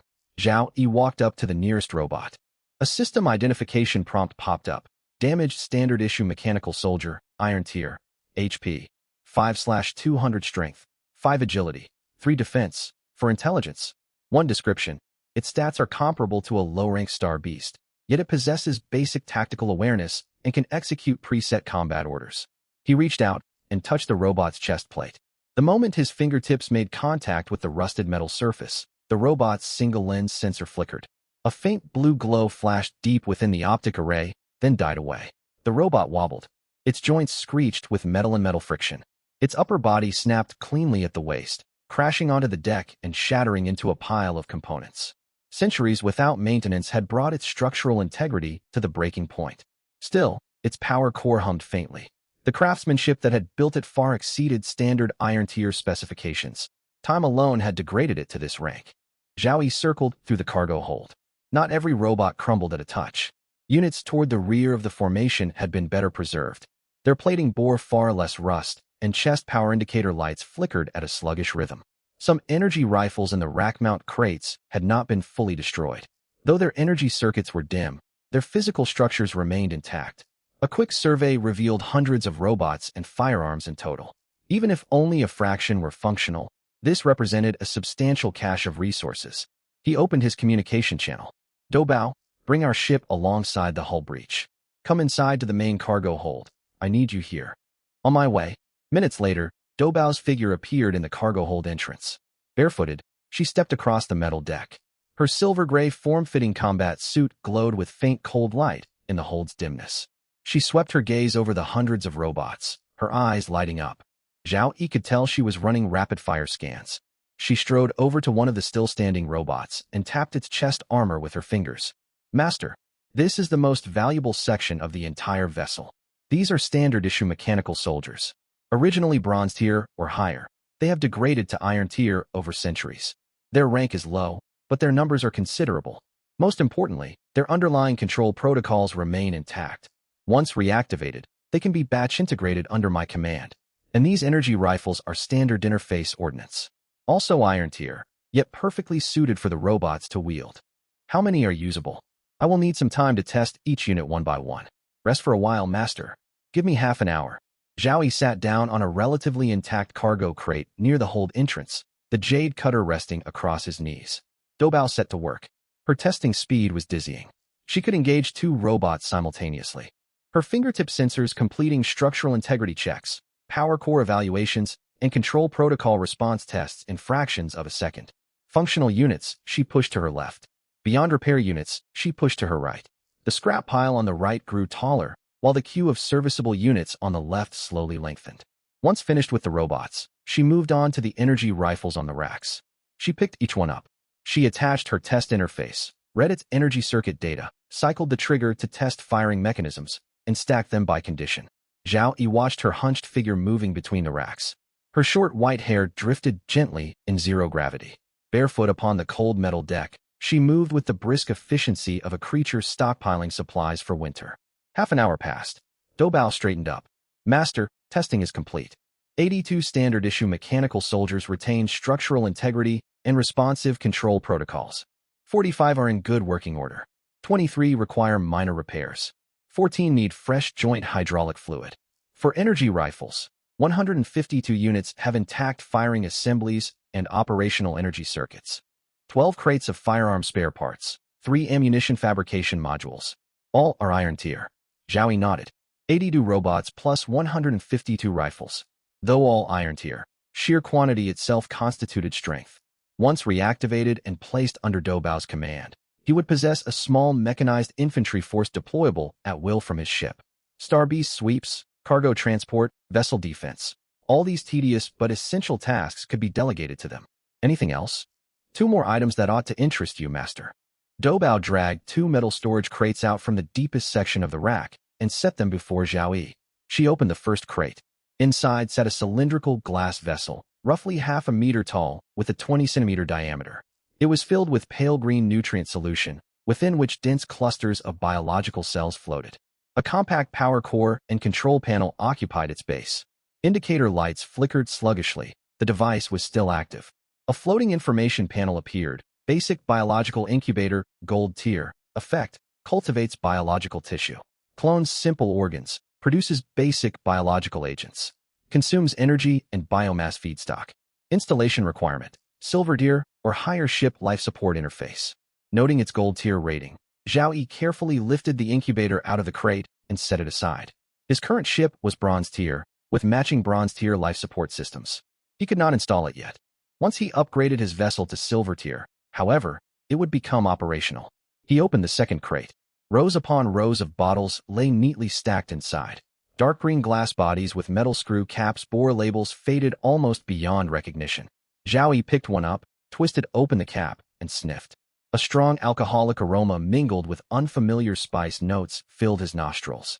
It resembled liquor, roughly 40 to 50 proof, carrying undertones reminiscent of cinnamon and alien herbal extracts. Is this alcohol? Zhao Yi asked curiously. Doubao picked up a bottle and scanned its surface with her fingertip sensors. Yes, alien liquor. Component analysis, 47% ethanol. The remainder consists of multiple unknown plant extracts, trace element mixtures, plus a compound chemically analogous to human brain-bait endorphins. In short, this is high-proof spirits produced by an alien civilization. It possesses medicinal properties and by all accounts, it tastes excellent. I have run microsample analysis, virtually tasting it. The flavor is indeed fine. Zhao Yi turned the bottle in his hand. Its dark green glass glowed dimly under combat suit night vision. Faint, unrecognizable script lingered on the faded label. 800-plus bottles of alien liquor, hidden within a troop transport derelict for centuries. Some quartermaster's private hoard, never evacuated before the ship's demise. He resealed the bottle and closed the crate lid. The gold-tier incubator deserved its own dedicated rack space. The 800-odd bottles of alien liquor would fetch a handsome price on the trading channel. He would keep a few for himself and sell the rest in exchange for energy crystals. The trading channel had only been open for a few days. The luxury goods market was entirely untapped. Early sellers would capture the full price premium. How do we transport these robots and firearms back? Doubao tilted her head, her expression implying that the answer was self-evident. 82 functional robots. Their joints will creak when activated, yet they are fully capable of heavy lifting. Our internal cargo hold lacks sufficient volume. My plan is to build a temporary external mount on the ship's stern. I noticed a roll of bronze-tier spare armor plating in the hold. We can repurpose it to construct this external rack. Zhao Yi pictured the scene. His 18-meter bronze-tier starship trailing a long external rack strung with robots by tow cables. It looked absurd, yet practical. Sounds good. Let's get to work. 1 hour later, the 82 robots marched in orderly formation through the derelict vessel's hull breach. The 40-odd best-conditioned units at the front carried weapon and material crates upon their shoulders. Units in poorer shape followed behind, supporting one another. A handful whose hydraulic fluid had dried out were physically borne along by their comrades. At the rear, a dozen robots carried the liquor crate and the biological incubator. Others bore energy rifles strapped 4 or 5 to each back. The ship's internal hold could not possibly contain everything. 82 robots, over 100 rifles, 800-plus liquor bottles, plus dozens of crates of ammunition and materials far exceeded bronze-tier cargo capacity. Doubao cut the roll of bronze-tier spare armor plating and welded it to the ship's stern to form a makeshift external rack. Tow cables secured overflowing supplies and layered bundles across its surface. Zhao Yi stood beside the ship, watching Doubao direct the robots securing the cargo. She floated in open space, data slate in her left hand, gesturing with her right. Her short white hair billowed out into a silvery gray dandelion cloud in zero gravity. The robots stacked supplies in categorized groups following her directions. Shock-absorbent padding stripped from the derelict's bulkheads separated each layer. Doubao leaned out from above the rack. Master, I have an idea. Once we return, we can standardize the robot's paint scheme to dark gray, matching our ship's armor. We can stamp serial numbers from 001 to 082 onto each robot's chest for uniform presentation. Leave it to you. Got it. She withdrew back inside and continued directing labor, humming an unfamiliar tune Zhao Yi had never heard.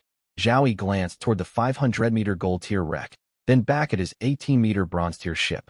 Its stern now bore a lopsided external rack crammed with robots, rifles, liquor crates, and miscellaneous salvage materials. The vessel looked like an overloaded old pickup truck drifting through void littered with Star Beast debris, adjusting its orientation. Yet its holds now brimmed with resources enough to upgrade nearly every subsystem. Half an hour later, the ship returned to the familiar debris field. Doubao transferred supplies piece by piece from the external rack into the internal hold.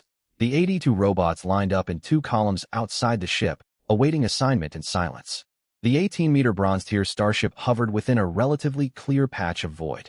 Attitude thrusters vented faint ion plumes from time to time, counteracting Jupiter's faint gravitational pull. Zhao Yi rose from the pilot's seat and walked over to inspect the cargo hold. It was packed to capacity. Iron-tier and bronze-tier gear, energy crystals, raw materials, and ammunition mingled with the new salvaged haul. Even Doubao's carefully organized categorization system was near collapse. Rack labels overlapped too deep. Some crates would not fit and lay stacked temporarily on the hold entry floor. Doubao, sort out all surplus inventory and list it on the trading channel for sale. I am compiling the manifest already. Seated cross-legged on the deck, Doubao rested her data slate across her knees and tapped rapidly across its surface. Master, let me brief you on current trading channel market conditions. Food and drinking water sell poorly.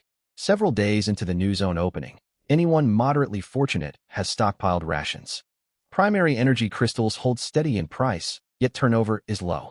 Most survivors are hoarding energy points for ship upgrades and reluctant to spend crystals on merchandise. What sells well? Equipment. Doubao pulled up a price trend graph and projected it onto the console display, especially iron-tier and bronze-tier weapons and armor.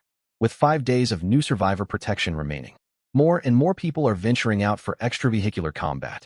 Demand for gear has surged. An iron-tier melee weapon has climbed from 5 to 8 energy crystals in recent days. Bronze-tier gear rose from 15 to 25. Sales remain moderate overall. Energy crystals are still scarce for most survivors, so everyone spends cautiously. Zhao Yi opened the public chat channel and scanned the feed. Message volume was lower than in prior days, yet the content had transformed entirely. Once dominated by cries for help and panic-stricken outbursts, discussions now centered on practical survival knowledge. One user analyzed Star Beast weaknesses. The plasma drifter sensory organs are on its flanks. Do not attack Hedon. Strike its side, and it falls quickly. Another shared power management advice. Avoid automatic orbit adjustment. Manual control saves 0.3 energy units per maneuver. Others argued over optimal ship subsystem upgrade order. Upgrade power first. Without energy, you accomplish nothing. Upgrade weapons first. No matter how much power you hoard, Star Beast will take it if you cannot fight back. A poster inquired about market rates. What is the going price for an iron-tier combat knife? I looted one and want to trade it for energy crystals. The new zone survivors had moved past panic into a phase of consolidation. Those still alive focused intently on prolonging and improving their chances in this universe. Zhao Yi closed the chat channel and thought for a moment. Post a notice under my account on the public channel. Announce a large-scale equipment clearance sale today at 20% discount. Energy crystal payment only. Limited stock while supplies last. Doubao blinked, a faint smile tugging at her lips. Master, leveraging your reputation to speed up liquidation. Why waste notoriety if not to turn a profit? Understood. Doubao opened the public channel input field and typed rapidly. Zhao Yi, clearing surplus stock. Iron-tier gear 30% off. Bronze-tier gear 20% off. Energy crystal transactions only. Weapons, armor, tools available in substantial quantities. Search my ID on the trading channel to place orders. First come, first served. The instant the message posted, public channel traffic exploded. Is the first kill guy selling merchandise himself? 30% off? I bought an iron-tier knife for 8 crystals yesterday. What a loss. Hey, do you have bronze-tier body armor? I saved 22 crystals. Is that enough? Marking my spot. Heading straight for the trading channel. Gear from the top survivor must be reliable. His surplus is top-tier kit for the rest of us. Enjoy the rush, everyone. I lack crystals and shall weep in the corner. Dozens of purchase requests flooded Zhao Yi's trading channel storefront the moment it appeared. The 20 iron-tier items Doubao had pre-listed sold out within 3 minutes. She restocked more, and those vanished equally fast. The comments section filled with restock requests, inquiries about higher-tier merchandise, and onlookers simply observing. A real-time visitor counter on the store page ticked upward rapidly. Zhao Yi turned his attention away from the marketplace. Sitting down at the console, he opened his ship system panel. Since upgrading to bronze tier, The interface was cleaner than during the Iron Tier era. Every subsystem entry bore a gray button, Upgrade to Silver Tier. He opened each subsystem in sequence. Power System, Bronze Tier. Upgrade to Silver Tier requires 620 energy points.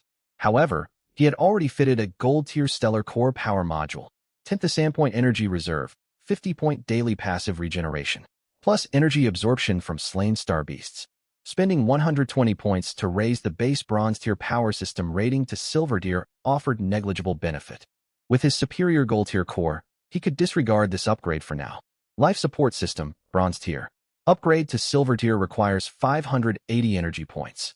Propulsion System, Bronze Tier. Upgrade to Silver Tier requires 600 energy points. Weapon System, Bronze Tier. Upgrade to Silver Tier requires 610 energy points. Shield System, Bronze Tier. Upgrade to Silver Tier requires 620 energy points.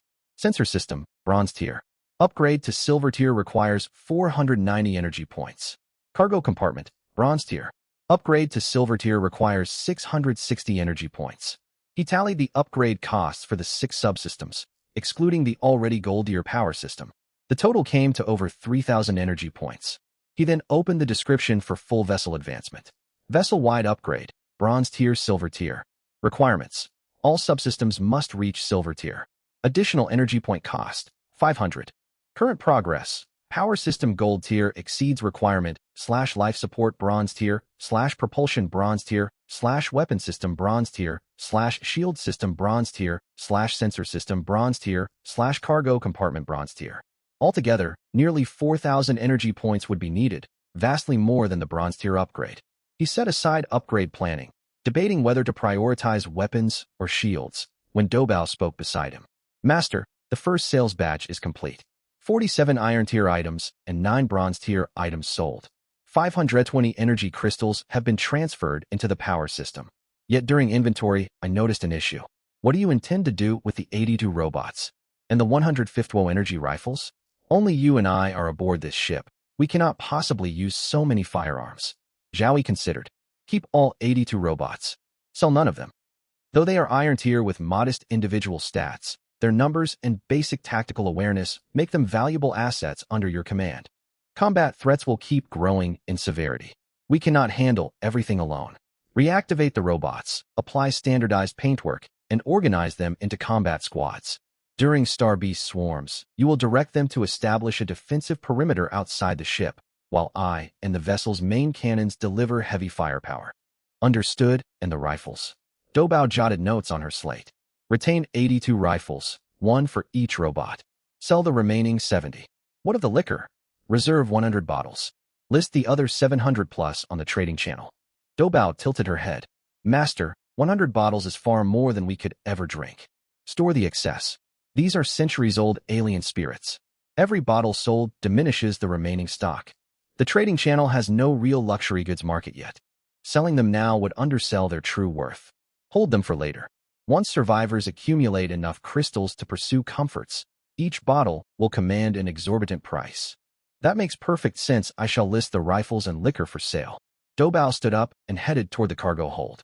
After 2 steps, she looked back. Master, would you like a drink? You've been busy for so long. You should rest for a bit. Zhao Yi thought for a moment and nodded. Dobao pulled a bottle of alien liquor out of a storage crate and twisted open its metallic cap.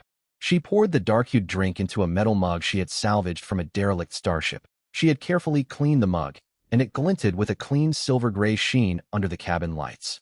The dark green liquor swirled inside the cup, releasing a peculiar aroma. Zhao Yi took the mug and took a sip. The liquor felt cool on his tongue, followed by a faint tingling sensation brought on by its high-concentration ethanol. Right after that tingle, warmth welled up deep in his throat, sliding down his esophagus and spreading outward from his stomach toward every limb of his body.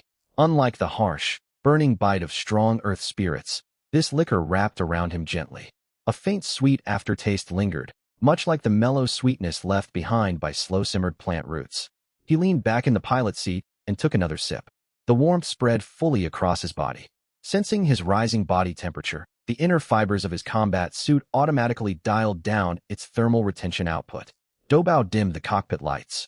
Through the curved, transparent viewport, Jupiter's deep red glow filled the entire field of vision.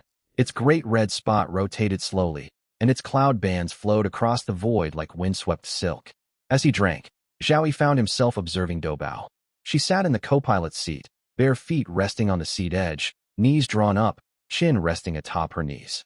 Her silver-gray form-fitted combat suit glowed faintly in the dim light, outlining a slender yet sturdy frame. Her short white hair drifted weightlessly in zero gravity, several strands falling across her forehead. She brushed them behind her ear with a natural, casual gesture, just like an ordinary girl tidying her hair in a room back on Earth. She focused on reading transaction logs on her datapad. Screen light made her eyes glow almost translucent. Her lips were slightly pressed together, and a faint smile tugged at the corner of her mouth, no doubt from closing another successful deal. Zhao Yi realized he had been staring for too long. He reminded himself inwardly, this is a bioandroid. A bioandroid. Though nearly indistinguishable from a human on the surface, her fundamental body structure differed from carbon-based life forms. Her skin was nanomaterial, her skeleton an alloy framework, her eyes optical sensors, and her brain an artificial intelligence system powered by a diamond-grade energy core. She called him Master, not out of adoration or attachment, but from absolute loyalty hard-coded into her system directives. Every word she spoke, every movement she made, every expression she displayed was an optimal response generated by algorithms evaluating the current situation. She looked human, yet she was not human. Zhao Yi drained the rest of the liquor in one gulp and set the mug beside the control console. Doubao, I'm going to sleep. Keep an eye on trades and salvage operations. Understood, Master. Doubao lifted her gaze from the datapad, nodded at him, then returned to processing order requests. Zhao Yi flattened the pilot seat and closed his eyes. Alcohol dulled his awareness, yet that comforting warmth remained, draped over him like a thin, soft blanket. He listened to the quick, light tapping of her fingers against the datapad, steady background rhythm. Every now and then she muttered to herself, how come this well-preserved bronze pauldrons has been listed for 2 hours with no buyers, or another person offering food in exchange for gear? I've told them we only accept energy crystals. Jupiter's crimson light poured into the cockpit, bathing the compartment in soft red glow. He could feel the ship maneuvering slowly under Doubao's control. While managing sales, she ran scans for nearby Star Beast signatures. When lone low-rank Star Beasts appeared, she steered over, deployed grappling claws, and recovered loot crates and energy crystals after eliminating them. The low hum of the thrusters resonated, nearly matching the rhythm of his heartbeat. Occasional soft metallic clinks echoed from the cargo hold as grappling claws hauled in another treasure chest. Outside lay Jupiter's ring system, Star Beasts drifting through empty space. The survival protection countdown ticked second by second, and Doubao steadily raised their stockpile of energy crystals. Wrapped in his gold-grade combat suit, resting on a heated pilot seat aboard a bronze-grade starship, he drifted off to sleep. Doubao turned her head and watched her master's sleeping profile. When awake, Zhao Yi constantly furrowed his brows, calculating, planning, assessing risks. Asleep, his brows relaxed. His breathing was slow and steady, his chest rising and falling gently, faint traces of liquor lingering on his breath. She stood and padded silently across the metal floor. Retrieving a military-grade thermal blanket salvaged from a derelict vessel, she carefully draped it over him. Though aged, vacuum preservation kept the blanket soft and fluffy. Returning to the co-pilot seat, she turned down alert volume for the detection system and muted audio notifications for the trade channel, leaving only visual alerts so incoming orders would not rouse him. Once everything was set, she picked up her datapad again. 3 bargaining requests awaited replies on the trade channel. 2 new Star Beast contacts required attention on the detection panel. A newly retrieved iron-grade loot crate still needed sorting. Doubao poured herself half a cup of the alien liquor. Though bioandroids required no sustenance, she could simulate taste signals to experience flavors after running trace sample analysis. She curled up in the co-pilot seat and got back to work.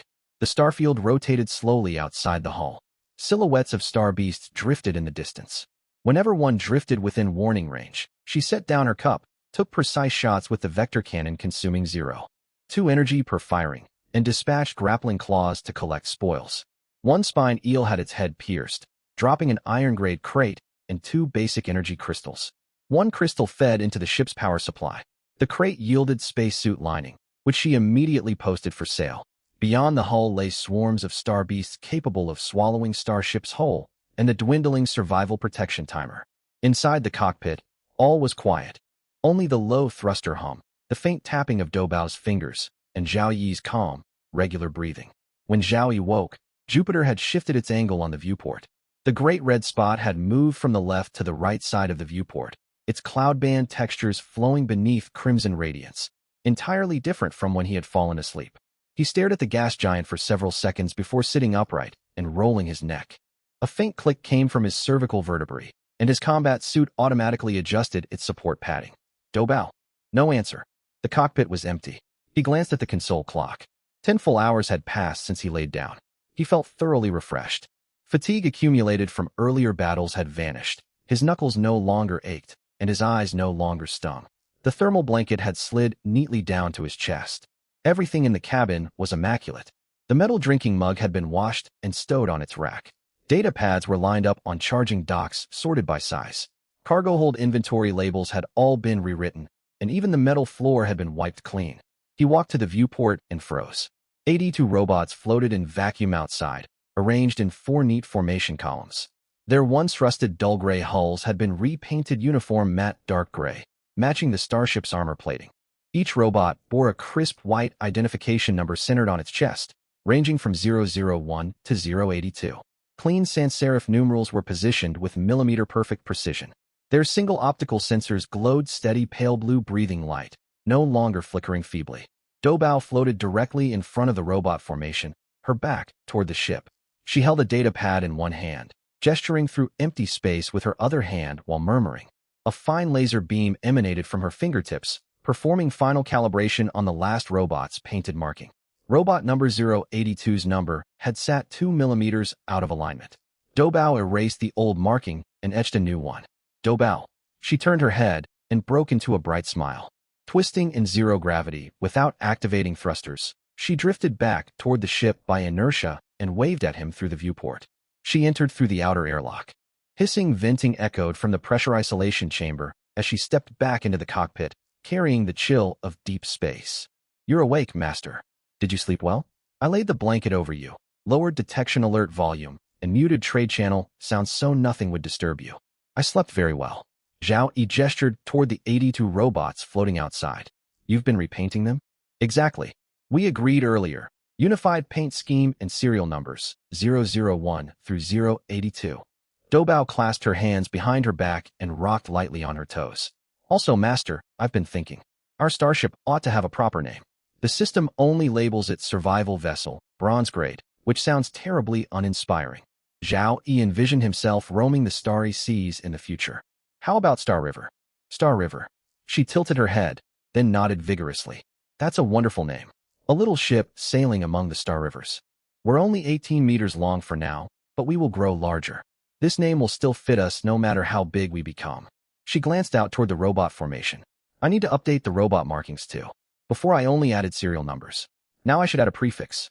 She tapped quickly across her data pad, modifying the robot livery blueprint. Star River Guard Unit. Serial numbers 001082. Doesn't that sound awesome? Zhao Yi looked out at the orderly ranks of robots and nodded. Master, I should report our accounts. Doubao pulled up a dense, itemized ledger on her data pad and cleared her throat. Over the past 10 hours, the trade channel sold 63 iron-grade pieces of equipment. All bronze-grade gear has been cleared out. 70 energy rifles and 712 bottles of alien liquor have all been sold. Excluding the 100 liquor bottles and 82 rifles we reserved for ourselves, our stock is fully liquidated. What is our total income? Brace yourself. Doubao paused deliberately before stating the figure. Total earnings convert to 5,820 basic energy crystals. Combined with our prior surplus, our ship's total energy reserve now sits at 6,000. Zhao Yi widened his eyes slightly. 6,000. 6,000 exactly. And Master, guess our most profitable commodity? Not gear, not rifles. The liquor. Those 700-plus bottles sold out instantly. Starting bid was 4 energy crystals per bottle. The highest quality specimens fetched 8 crystals each and were bought the instant they posted. People on the public forums are discussing the alien liquor from the first kill guy. Buyers are posting requests, and offers have climbed all the way to 10 crystals per bottle. Liquor sold better than combat gear. Because everyone is suffering. Doubao set down the data pad. Pale blue light flickered across her irises. 4.5 days remain on the new survivor protection period. Everyone who has ventured outside their ship and hunted star beasts understands. No matter how well you develop yourself, once full hostilities begin, surviving the first day is far from guaranteed. Fear, anxiety, sleeplessness, gear cannot cure those things. But a bottle of centuries-old alien spirits lets people forget the monsters outside for a while and get decent rest. That is exactly what helped you sleep last night, Master. Zhao Yi recalled the liquor's sensation. Warmth and gentle relaxation had washed over him. He had drunk alcohol on Earth, yet nothing had ever granted him such deep rest.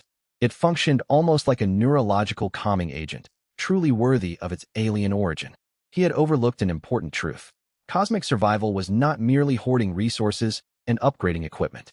To endure this brutal environment, you also needed small comforts that kept your mind stable. Food, water, oxygen kept you biologically alive. Drifting in space with star beasts outside and a countdown ticking overhead required more than basic sustenance. Liquor, moments of peace, a safe spot to sleep. These comforts could be more valuable than iron-grade armor to survivors. One more thing. Doubao hauled a rectangular metal weapons crate onto the console from the cargo hold. Last night we had a major client. It was Wang Lei from your elite survivor group. He wanted 100 bottles of alien liquor, but lacked enough energy crystals. His offer was a gold-grade starship weapon in exchange for the 100 bottles. Since you authorized liquor sales and gold-grade ship weapons hold great value, I accepted the trade. The transaction record is saved here. Zhao Yi opened the weapons crate. As the lid swung open, dim golden light spilled out. Resting inside was not a conventional cannon. It was a flat disc-shaped device roughly 1 meter across and less than 10 centimeters thick, forged from dark gold metal. A recessed energy interface sat dead center, encircled by 3 concentric rings packed with countless tiny launch apertures. Its appearance resembled a flattened radar array far more than artillery. Swarm Hive Launcher, Gold Grade. Type, Ship-Mounted Weapon/Drone Command Platform. Damage, 20 damage per second per attack, drone 50 drones total. Range, 2,000 meters operational radius for attack drones. Energy cost, 5 energy units to deploy the full complement of 50 drones. Drones automatically return to recharge after 30 minutes of active combat. Special effects, Swarm Tactics. Drones carry basic onboard AI. They autonomously lock onto targets, evade incoming fire, and coordinate assaults. When fewer than 30 drones remain, survivors autodock for rapid replenishment. Overload Protocol. Activate Overload Directive for drones. Damage doubles to 40 per second, yet active combat runtime drops to 10 minutes. Description: this is no ordinary cannon. It is a miniature carrier vessel. Unleash 50 attack drones. Over 30 minutes they will tear your adversaries to shreds. Guided by their own AI, you only need to assign targets. They handle everything else. Zhao Yi lifted the Swarm Hive launcher and turned it over. Its bottom-mounting interface matched the standard medium hardpoint specifications for his ship's second upper mount slot. 50 drones dealing 20 damage each every second yielded a combined 1,000 damage per second output. That exceeded the normal mode firepower of his Void Disruption cannon. Thanks to autonomous targeting AI, manual aiming was unnecessary. The weapon paired perfectly with Doubao's command systems. Still, it could become even stronger. He activated Finger of Evolution. Prismatic light streamed from his fingertips and wrapped around the golden disc. The device vibrated violently. Its internal energy channels shifted from dark gold to bright gold, then transitioned toward deep violet. The light flickered and wavered, straining against an unseen threshold. At last the radiance collapsed inward. Its metal composition transformed into deep violet crystal-textured material threaded with fine, glowing golden filaments. The disc expanded outward, stretching from 1 meter diameter to 2 meters. Its launch apertures multiplied from 3 rings to 5. Finger of Evolution activated. Target, Swarm Hive Launcher, Gold Grade. Evolution Tier, 2 level jump. Gold, Emerald, Diamond. Zhao Yi stared at the panel's prompt, and his speculation regarding the evolution probability grew increasingly concrete. Ever since he obtained the Finger of Evolution, every evolution of a golden grade piece of equipment had jumped 2 grades. Never once had it risen merely 1 grade, nor had it skipped ahead 3. Evolving from golden to diamond seemed a stable path, but what lay beyond diamond? He brought up the new panel for the Hive Mother Nest. Abyssal Hive, Diamond Grade Type, Ship-Mounted Weapon/Drone Command Platform. Damage, 300 damage per second per Void Sentinel, 100 units total. Range, 3,500 meters Void Sentinel combat radius. Energy cost, 8 energy points per deployment releases all 100 Void Sentinels. Automatically return after 45 minutes of continuous combat. Special effects. Void Sentinels. Each Sentinel carries an independent microshield 50 hit points and advanced built-in AI, capable of autonomous target acquisition, coordinated hunting, and sacrificial self-destruction 500 self-destruction damage per unit. Annihilation Protocol. Issue the Annihilation Order to the Hive. All Sentinels surge toward the target and detonate simultaneously, dealing 50,000 total damage. After use, the Abyssal Hive enters a 2-hour cooldown period. Mother Nest Will. When Sentinel losses exceed 60%, surviving units enter a berserk state. Damage rises by 50% and shields double. Description: 100 Void Sentinels, each dealing 300 damage per second. What your enemies face is not artillery fire, but swarms of mechanical wasps that can think, outflank, and self-destruct. The moment you activate the Annihilation Protocol, 100 Sentinels will charge a single target for 50,000 points of damage. Make certain your target is worth that cost. Zhao Yi closed the panel and lifted the Abyssal Hive out of its container with both hands. He carried it over beside the ship's weapon mount interface, lifted the hive, and attempted to align it with the port. Red text popped up on the system interface. Installation failed. The Abyssal Hive requires a silver grade or higher weapon mount system. Current weapon system, bronze grade. The bronze grade mounting system could not withstand the energy load and structural weight of a diamond grade weapon. Forcing an installation would either burn out the interface or tear the hive free from the hull the moment it fired. He set the Abyssal Hive carefully beside the operation console. Another thought crossed his mind. Above Diamond lay Epic, Legendary, Divine, and Supreme 4 tiers, each more remote than the last. He now possessed 3 diamond-grade items: Doubao, the Void Disintegration Cannon, and the Abyssal Hive. Yet none had broken through to Epic. The Finger of Evolution reliably jumped 2 grades from Golden all the way to Diamond. But he had never triggered an evolution past Diamond. Perhaps reaching Epic demanded a higher starting point. Not evolving from Golden into Diamond, but pushing upward directly from Emerald or Diamond. Evolve Emerald to Epic? Evolve Diamond to Legendary? Or were special triggering conditions required rather than pure chance? There was too little information. For now, he could only file the question away. For the time being, upgrading the ship to Silver grade took priority. With the Abyssal Hive uninstallable, the Star River's full combat potential remained untapped. 6,000 stored energy points were nothing but numbers sitting in the energy compartment. Only spent energy translated into shield values, armor thickness, mounting hardpoints, and fire coverage. Zhao Yi sat down at the console and pulled up the ship system panel. 7 subsystems lined the display. The energy system read Golden grade IXS completion, while the other 6 all showed bronze grade. Doubao, commence ship upgrades. Got it.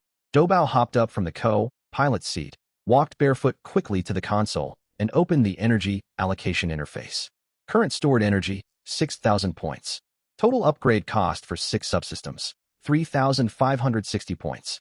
Vessel, wide upgrade cost, 500 points. Grand total, 4,060 points. Master, which do we upgrade first? All of them. Zhao Yi ran his finger across the panel, starting from the top.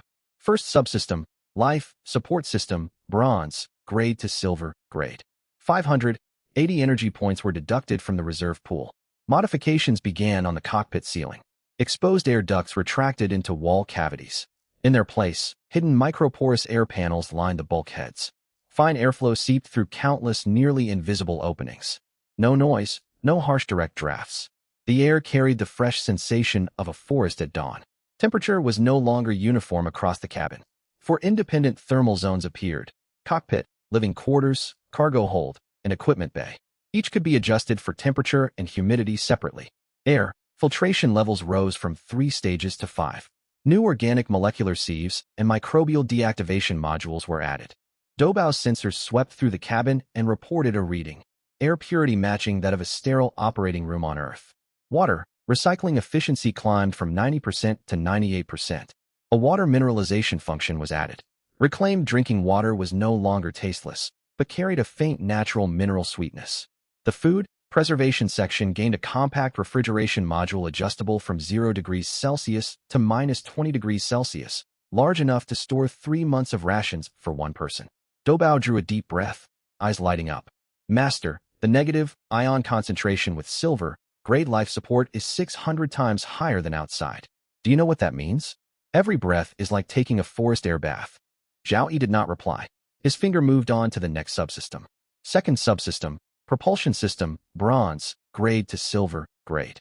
600 energy points were injected. The thruster array at the ship's stern began reconfiguring. Basic ion thrusters were replaced by magneto-plasmodynamic propulsion units. 6 thruster nozzles changed from circular to flat rectangles, lined internally with pale, blue ionization grills. Fuel tanks gave way to a compact fusion core. Though not powerful enough for capital-class warships, it provided ample thrust for this dozens-meter-long vessel. Attitude, control thrusters increased from 8 to 16, distributed all around the hull. Paired with upgraded inertial compensators, the ship could perform stationary turns, lateral translations, and emergency reverse stops while traveling at high speed.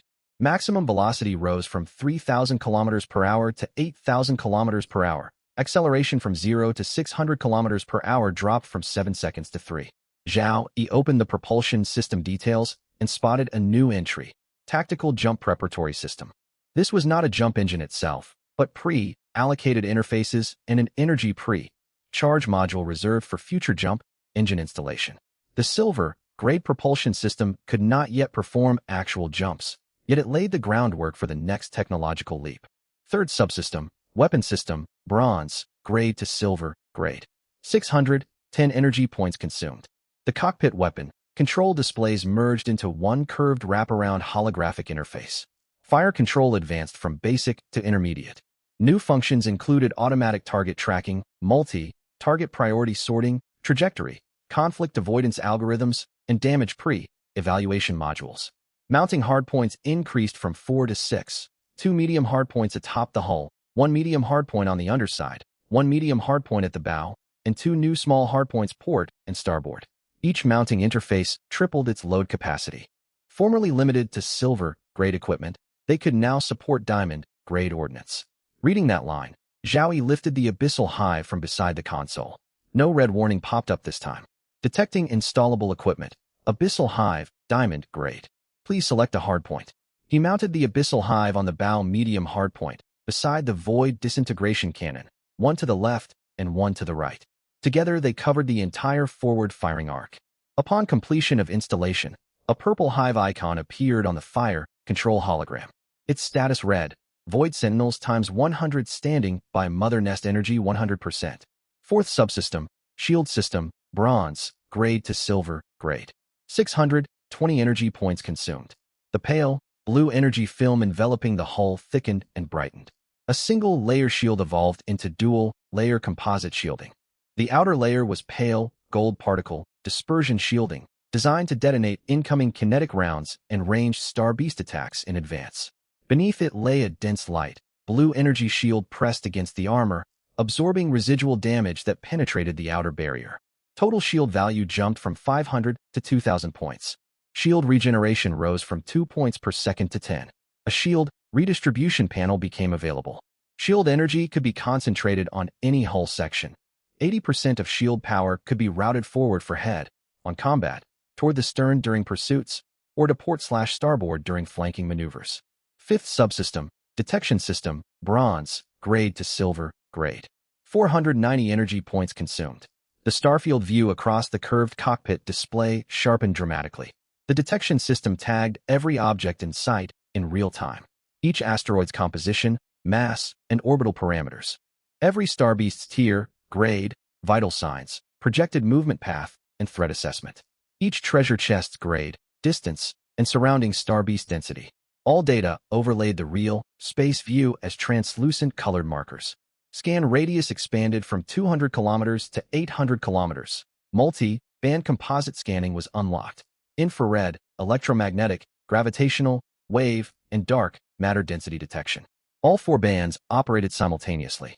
No Star Beast could evade detection so long as it registered on at least one band. Star map recording was added. Every scanned region was automatically compiled into a 3-dimensional stellar chart. From the co-pilot seat, Doubao tapped the armrest excitedly. Master, this star map function assembles all explored territory into one large chart. Finding safe zones will be so much easier. We'll deal with that later. Zhao Yi's finger moved to the final subsystem. Sixth subsystem, compartment system, bronze, grade to silver, grade. 660 energy points consumed. Modifications began inside the cargo hold.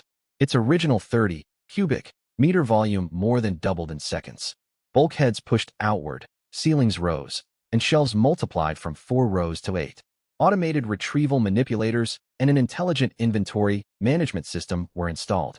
Equipment racks increased from 6 to 16, lining the hold's inner walls. Each rack featured independent status monitoring and automatic maintenance modules. Yet the most profound changes lay outside the cargo hold. The ship's internal layout was completely reworked. A metal bulkhead and automated airtight door separated the main cockpit from the rear living quarters. The cockpit became an isolated command center, fitted with a curved panoramic viewport, wraparound fire, control holographics, main and co-pilot seats, and an independent communication station. Behind the cockpit stretched a 3-meter corridor.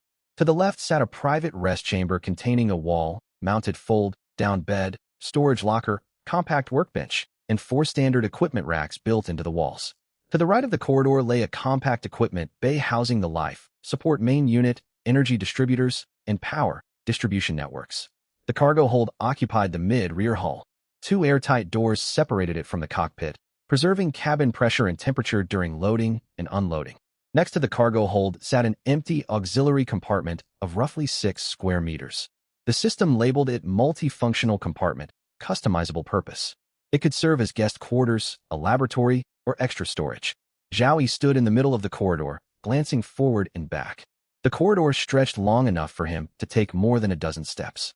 The ceiling stood so high he could not touch it even jumping. Traveling from the cockpit to the stern cargo hold required passing through 3 airtight doors. Each door hissed with steady pressure equalization as it opened. He returned to the pilot's seat and tapped the button at the bottom of the ship panel. Vessel, wide upgrade. Bronze, grade silver, grade requirement. All subsystems must reach silver. Grade condition met additional energy cost. 500 points confirm vessel, wide upgrade. Confirm. 500 energy points drained from the reserve pool. The entire ship glowed. Unlike the bronze radiance of the prior upgrade, this light was silvery, white, like molten moonlight seeping through every seam in the hull. Metal floors vibrated. Bulkheads trembled. The corridor shook. Even the air hummed.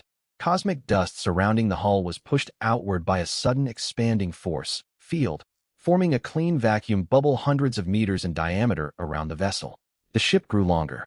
The bow jutted forward nearly 20 meters, and the stern extended backward almost 30 meters. Hull diameter expanded. The cockpit curved viewport doubled in area. Ceiling heights rose above 4 meters. The corridor stretched from 3 meters to more than 10. Compartments rearranged, expanded, and multiplied amid the vibrations. Adjacent to the rest chamber, a private hygiene compartment materialized, unlocked by silver, grade life support. It housed a circulating water shower and vacuum sanitation fixtures. 1 multifunctional compartment became 2, situated on opposite sides of the corridor. They were relabeled Cabin A and Cabin B. Each contained a bed, lockers, and independent environmental control panels. The silver, white radiance persisted for roughly 40 seconds before fading abruptly. Leaning back in the pilot's seat, Zhao surveyed his surroundings. The main pilot chair had upgraded to a full enclosure design with a taller backrest and adjustable armrest panels. Composite fiber upholstery was replaced by memory, responsive soft material. The fire control holographic interface hovered directly in front of the seat. Every weapon icon was within arm's reach. The co-pilot seat had also been upgraded to match the main seat size. Its armrest panels granted independent access to detection, system, and communications controls. Zhao stood and walked aft along the corridor. Warm, white soft light strips lined the corridor bulkheads, bright yet gentle on the eyes. A thin padded mattress covered the fold-down bed in the rest chamber. Cabin A's door stood half open. Inside he saw an identical padded bed, a wall-mounted fold-out table, and 2 standard equipment racks. Cabin B shared the same layout, plus an empty compact bookshelf waiting to be filled. Inside the cargo hold, automated manipulators sorted supplies onto shelves. 8 neat rows of shelving displayed electronic tags printed by Doubao. Food, drinking water, gear, weapons, materials, energy crystals, consumables, miscellaneous. At the cargo hold entrance, the intelligent inventory system displayed a livestock list showing quantity and storage location for every item. He returned to the cockpit and stood before the curved viewport. The 85-meter Longstar River hung in the inner Jovian ring. Silver hull plating glinted coldly beneath Jupiter's dim crimson glow. 16 attitude, control thrusters dotted the hull, occasionally venting faint pale blue ion trails. Two primary bow weapons, the Void Disintegration Cannon and the Abyssal Hive, were mounted side by side along the central bow axis, muzzles pointing deep into space.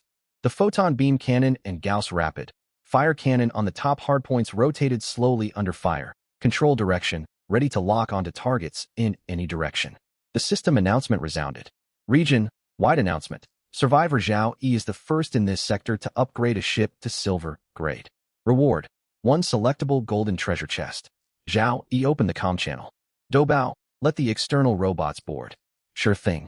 Doubao opened the outer airlock. 82 robots marched in 2 orderly columns through the main docking hatch. Metal footfalls echoed uniformly across alloy deck plates, each step synchronized. Their matte, gray surfaces caught the corridor lighting. On each unit's chest, beneath the Star River Guard insignia, a white identification number ran from 001 to 082 without omission. They filed into the former auxiliary compartments. Zhao Yi repurposed one guest cabin as the guard detachment's standby bay. Space remained somewhat cramped, yet robots required no sleep or recreational room. They only needed to stand in standby mode. 82 units lined the walls in 4 ranks. Their single optical sensors dimmed to standby blue. Doubao stood in the doorway, hands clasped behind her back, plainly pleased. Master, I have inspected every robot's power core. In standby mode, each consumes only 0.003 energy points per day. 82 robots use less than 90 points over an entire year. As long as they avoid heavy combat, the Star River Guard can remain stationed aboard the ship for a full year without recharging. Zhao Yi nodded and returned to the pilot's seat. He finished calibrating the final installation parameters for the Abyssal Hive, then verified the status of all 4 mounted weapons in sequence. Photon Beam Cannon, top hardpoint 1. 0.2 energy points per shot, precision strikes. Gauss Rapid Fire Cannon, top hardpoint 2. 0.1 energy points per second, suppression fire. Void Disintegration Cannon, bow hardpoint 1. 1 to 3 energy points per shot, heavy-duty area fire. Abyssal Hive, bow hardpoint 2. 8 energy points to deploy 100 Void Sentinels for swarm tactics coverage.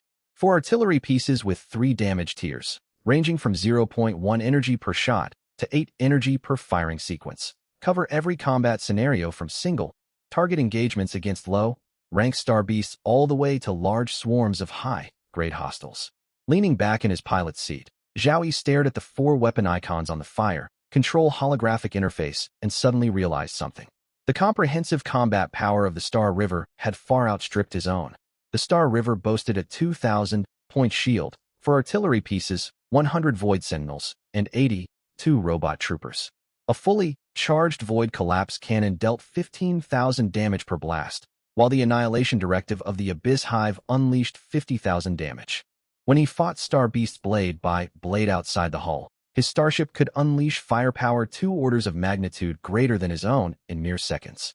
The sensation felt strange. This 85-meter silver grade starship was his most powerful weapon. He opened the communications panel, pulled up the member list for the elite group, and found Wang Lei, the man who had traded him a gold-grade starship weapon. Zhao Yi, Wang Lei, are you there? The reply came almost instantly. Wang Lei, here. Looking for me. First kill brother? What's up? Zhao Yi, was that gold-grade starship weapon you gave me traded over for 100 bottles of liquor? Wang Lei, yeah, the Hive Mother Nest. I stumbled across it, but my ship only just upgraded to bronze tier. Its mounting system can't handle gold-grade hardware, so I couldn't even equip it. It would have just sat there gathering dust. Trading it for booze made more sense. Why? Is it working out well for you? Zhao Yi ignored the question and pressed on. Your ship only just hit bronze, so your rank isn't high. How did you even get hold of a gold-grade weapon? There was a short pause on Wang Lei's end. Well, hand over another 30 bottles of liquor, and I'll tell you. It was plain to see how fond Wang Lei was of those bottles. Zhao Yi deal. Moments later, Wang Lei sent over a set of coordinates. The location lay further inward within Jupiter's ring system, in an ultra-low orbit practically brushing Jupiter's cloud tops. Marked deep crimson on the exploration map, the zone teemed with star beasts spanning an enormous range of threat levels. The system labeled its recommended exploration rank as level 10 or higher. Wang Lei explained, I found this spot right after my ship leveled up to bronze. There are chests there, so many you wouldn't believe it. I spotted several gold, grade chest signals, and even one jade-colored reading. But the Star Beast numbers are absolutely insane. I barely escaped with my life that time. I grabbed one gold chest and bolted, didn't dare go deeper. Sent you the coordinates. When do I get the liquor? Zhao Yi. It'll be sent over right away. He closed the comms window and imported the coordinates into the star chart. A new navigation route materialized on the interface, stretching from their current position deeper into Jupiter's ring system and terminating within that heavily red-flagged zone. Doubao, dispatch the liquor first. Then set course for these new coordinates. We're heading to the location Wang Lei sent. Yes, Master. Doubao glanced at the dense red skull markers clustered around the target coordinates on the star chart and blinked. The Star Beast density in this region is more than 10 times higher than our current location. She glanced over at the 4 weapon icons on the fire control display, then at the 82 robots lined up neatly inside the deployment bay. Still, with the Star River's current firepower loadout, we should be fine. Zhao Yi gripped the control stick. The Star River's magnetoplasma thrusters hummed with a deep, smooth resonance. The 85-meter silver, grade starship slowly turned in the void, its bow aligning with the plotted flight path. 16 attitude, control thrusters ignited simultaneously, casting 6 brilliant streaks of blue ion exhaust behind the hull. The Star River traveled through Jupiter's ring system for 2 full hours. Star Beast's signatures shifted from scattered blips at the start of the route into thick swarms of red markers. Threat readings flooded the sensor display, forcing Doubao to lower the visual density setting. The silver-grade vessel cruised onward, its 6 blue ion plumes trailing far out into empty space. Low and mid-tier Star Beasts along their path were simply deflected by the bow shield without so much as slowing the ship down. Doubao occasionally picked off obstructing hostiles with the Gauss rapid-fire cannon. Each shot cost 0.1 energy, reflected in minimal fluctuations on the energy consumption log. Zhao Yi leaned against his seat, watching the starfield drift past the curved viewport. Jupiter loomed larger and larger, expanding from 1/3 of the field of view to filling the entire lower half. He could no longer tell where sky ended and Jupiter began. Below the ship stretched the boundless surface of the gas giant. Above lay the fathomless depths of outer space. Suspended between them, the Star River resembled a tiny silver speck adrift along an invisible, dividing line. Master, we are nearly there. Doubao zoomed in the star chart. The target coordinates lay less than 100 kilometers ahead. However, sensor readings are anomalous. Cosmic dust density in that zone jumps by an order of magnitude, and particle movement patterns are irregular. Running analysis. Zhao Yi saw it too. A sharp visual boundary separated the target sector from surrounding space. Within that divide, cosmic dust concentrations surged. Illuminated by Jupiter's dim crimson glow, the area formed a thin gray-white fog bank, like wispy cotton, suspended in vacuum. Dust swirled at high velocity inside the fog, forming visible, turbulent current bands. It is a storm zone. Doubao's sensor report popped up. Formed by charged particles of cosmic dust and ionized gas, driven by Jupiter's magnetosphere and ring system gravitational forces. Dust particles inside the storm travel at hundreds to thousands of meters per second, inflicting continuous abrasive damage to ship shields and hull plating. About 5 kilometers short of the storm zone edge, Zhao Yi spotted a wreck. It was an iron-grade starship, its 6-meter hull twisted and deformed. Storm edge charged particles had scoured its outer plating, pockmarking every surface. Outer metallic oxide layers had been stripped away, exposing corroded alloy framework underneath. Its rear thruster assembly had been torn clean through, the nozzle split jaggedly in two. The forward viewports were completely shattered, revealing empty black void within, no life signs registered aboard. Less than 20 meters from the drifting hulk floated a corpse sealed inside an iron-grade spacesuit. Below the left knee, the suit was gone. Torn fabric fibers drifted slowly in the vacuum. The helmet visor lay shattered. Through the cracks, the face of a young man could be seen. He appeared to be in his 20s, his skin pale gray, lips cracked dry, eyes half open. A thin layer of frost coated the body, glinting coldly under Jupiter's ruddy light. Zhao Yi throttled down, holding position beside the corpse. He stared out the viewport at the face, his thoughts heavy. He knew deaths happened every day in the starting zone. User IDs that vanished forever from chat channels, voices crying for help that fell abruptly silent. Yet seeing a corpse with his own eyes was worlds apart from reading text descriptions of fatalities. Back on Blue Star, This man must have had a name, family, and a life of his own. Now he drifted more than 600 million kilometers from Earth within Jupiter's ring system, missing a leg, his helmet broken, doomed to be ground into metallic debris alongside his tiny tin can vessel by storm-born dust. Master, should we give him some final respect? There is nowhere to take him. Leave him be. As you wish, Master. Zhao Yi pushed the control stick forward once more. The Star River sailed past the wreck and corpse toward the storm zone perimeter. The instant the bow crossed the boundary, a system alert chimed inside the cockpit. Entered bronze-grade hazard zone. Jupiter charged particle storm zone. Environmental effect. Sustained charged dust abrasion. Shield value reduced by 0.5 points per second. Current shield, 2000/2000. Once shields are depleted, shield systems will overload and damage will transfer directly to hull armor. Zhao Yi glanced at the shield readout. A loss of 0.5 points each second sounded trivial, yet this damage was constant, and shield regeneration was suppressed. Silver-grade shields normally regenerated 10 points per second, but this restoration only activated outside combat. Nothing inside the storm would be calm. Star beasts, turbulence, unknown threats. Any mishap would extend their exposure time. He possessed a shield overcharge module capable of instantly replenishing shields at the cost of energy. Yet, that was an emergency fallback, not a substitute for careful planning. Doubao, engage combat configuration. All weapon systems preheated and ready. Doubao's fingers flew across the holographic fire control interface as all 4 weapon icons lit up simultaneously. I will handle fire support. The Star River Guard stands by. Shall I deploy them outside the hull? Hold for now. Let us first observe what lies within the storm. He advanced the throttle, sending the Star River plunging deeper into the storm at combat cruising speed. Charged dust particles streamed past the curved viewport like a pale gray veil, igniting countless tiny golden flickers across the outer shield surface. These microdetonations occurred as the particle diffusion shield intercepted high-speed dust grains, each flash no bigger than a pinprick. Collectively, they covered the entire shield in a shimmering sheet of flowing golden light.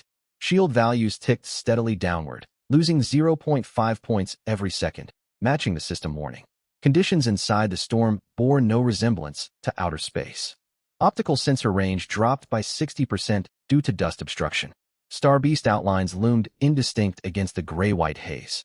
Sensors automatically switched to multi-band composite scanning. Infrared and electromagnetic sensors partially penetrated the dust cloud, while gravitational wave scanning operated unaffected. Star Beast signatures lit up on displays ahead, far more numerous than outside the storm. The first hostiles materialized roughly 3,000 meters dead ahead. A swarm of dust drift drifters, 12 or 13 in total. Their flat bodies featured undulating membranous fins, granting them exceptional maneuverability amid the charged dust. They clearly regarded the storm zone as their territory. Upon detecting the intruder, they fanned out into a wedge formation and accelerated in from multiple directions. Doubao opened fire. Understood, 2 secondary cannons discharged.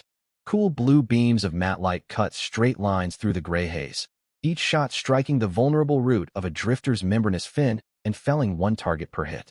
Gauss cannon rounds spun forth at hypervelocity, carving helical voids through the dust cloud. A 3-round burst tore the lead drifter to shreds. Killed Dust Drift Drifter Level 8. Experience plus 82. Killed Dust Drift Drifter Level 7. Experience plus 66. Killed Dust Drift Drifter Level 9. Experience plus 102. Within 30 seconds, the dozen drifters lay shattered. Storm currents swept their wreckage outward. Grappling arms fired automatically, retrieving several iron-grade chests and energy crystals from the debris field into the cargo hold. Before Zhao Yi could catch his breath, fresh threat markers blazed across the sensor panel. More star beasts surged out from deeper within the storm, vastly outnumbering the first wave. Master, large numbers of star beasts are closing in from all directions. Count is ongoing. Over 50 units, mixed ranks 5 through 10. No anxiety colored Doubao's tone. Instead, excitement edged her voice. She had long awaited the chance to test the starship's full firepower. Recommendation: deploy the Abyss Hive. Visibility is poor inside the storm. 100 Void Sentinels operating on autonomous target acquisition will outperform manual aiming. Zhao Yi did not hesitate. He tapped the Abyss Hive icon on the fire control interface and issued the deployment command. 8 points of energy drained from the reserve pool. The bow-mounted Abyss Hive burst out of standby mode. Deep purple light blazed at its central energy port. 5 concentric launch hatches snapped open, and 100 Void Sentinels swarmed forth. Each unit was roughly palm-sized, resembling metallic wasps forged from dark purple alloy. Thin solar membrane wings sat on their backs, and twin pin-sized multispectral sensors formed their heads. The 100 Sentinels arranged themselves into 3 concentric defensive rings around the ship. Their wing membranes vibrated at high frequency amid the charged dust, generating a faint collective hum transmitted through the hull into the cockpit, like a swarm of living wasps buzzing outside. In fractions of a second, the Sentinels assigned targets, splitting into 10 squads, each covering one approach vector, then accelerated all at once. Their flight ignored aerodynamics. No lift or drag mattered in vacuum. The wing membranes were decorative. True maneuvering came from miniature ion thrusters. They wove through the Starbeast horde. Plasma cutting edges along their wing margins sliced fine purple gashes across hostile bodies. Each Sentinel dealt 300 damage per second. 10 units focusing fire on a rank 7 Starbeast inflicted 3,000 damage each second, tearing the foe apart before it could retaliate. A silent spectacle unfolded within the storm. Purple Sentinel wings darted back and forth through the gray dust fog, drawing tens of thousands of fine glowing purple trails. Starbeast wreckage tumbled and fragmented, swept away by storm currents. Kill notifications scrolled across the fire control display at such speed that Zhao Yi could barely make out the rank numbers. Killed rank 6 Starbeast. Experience plus 48. Killed rank 8 Starbeast. Experience plus 72. Killed rank 7 Starbeast. Experience plus 52. Killed rank 9 Starbeast. Experience plus 95. Killed rank 5 Starbeast. Experience plus 45. From the co-pilot station, Doubao operated the secondary cannons to mop up stragglers. Master, more Starbeasts keep pouring in from the perimeter. I have also deployed the Robot Trooper Corps. Send them out. 82 Star River Guard robots poured out of the deployment bay. Their propulsion setup was crude. Repurposed miniature jet thrusters salvaged from scrapped mining craft fitted to their feet and backs, modified from spare components by Doubao. They lacked the agility of the Void Sentinels, yet their objective was not aggressive pursuit. Instead, they formed a circular defensive perimeter encircling the starship. 82 energy rifles opened fire simultaneously. Pale blue beams wove a persistent, wide-area fire net around the hull. Any Starbeast attempting to slip past the Sentinel swarm and ambush the ship from the flanks ran straight into this crossfire and was shredded.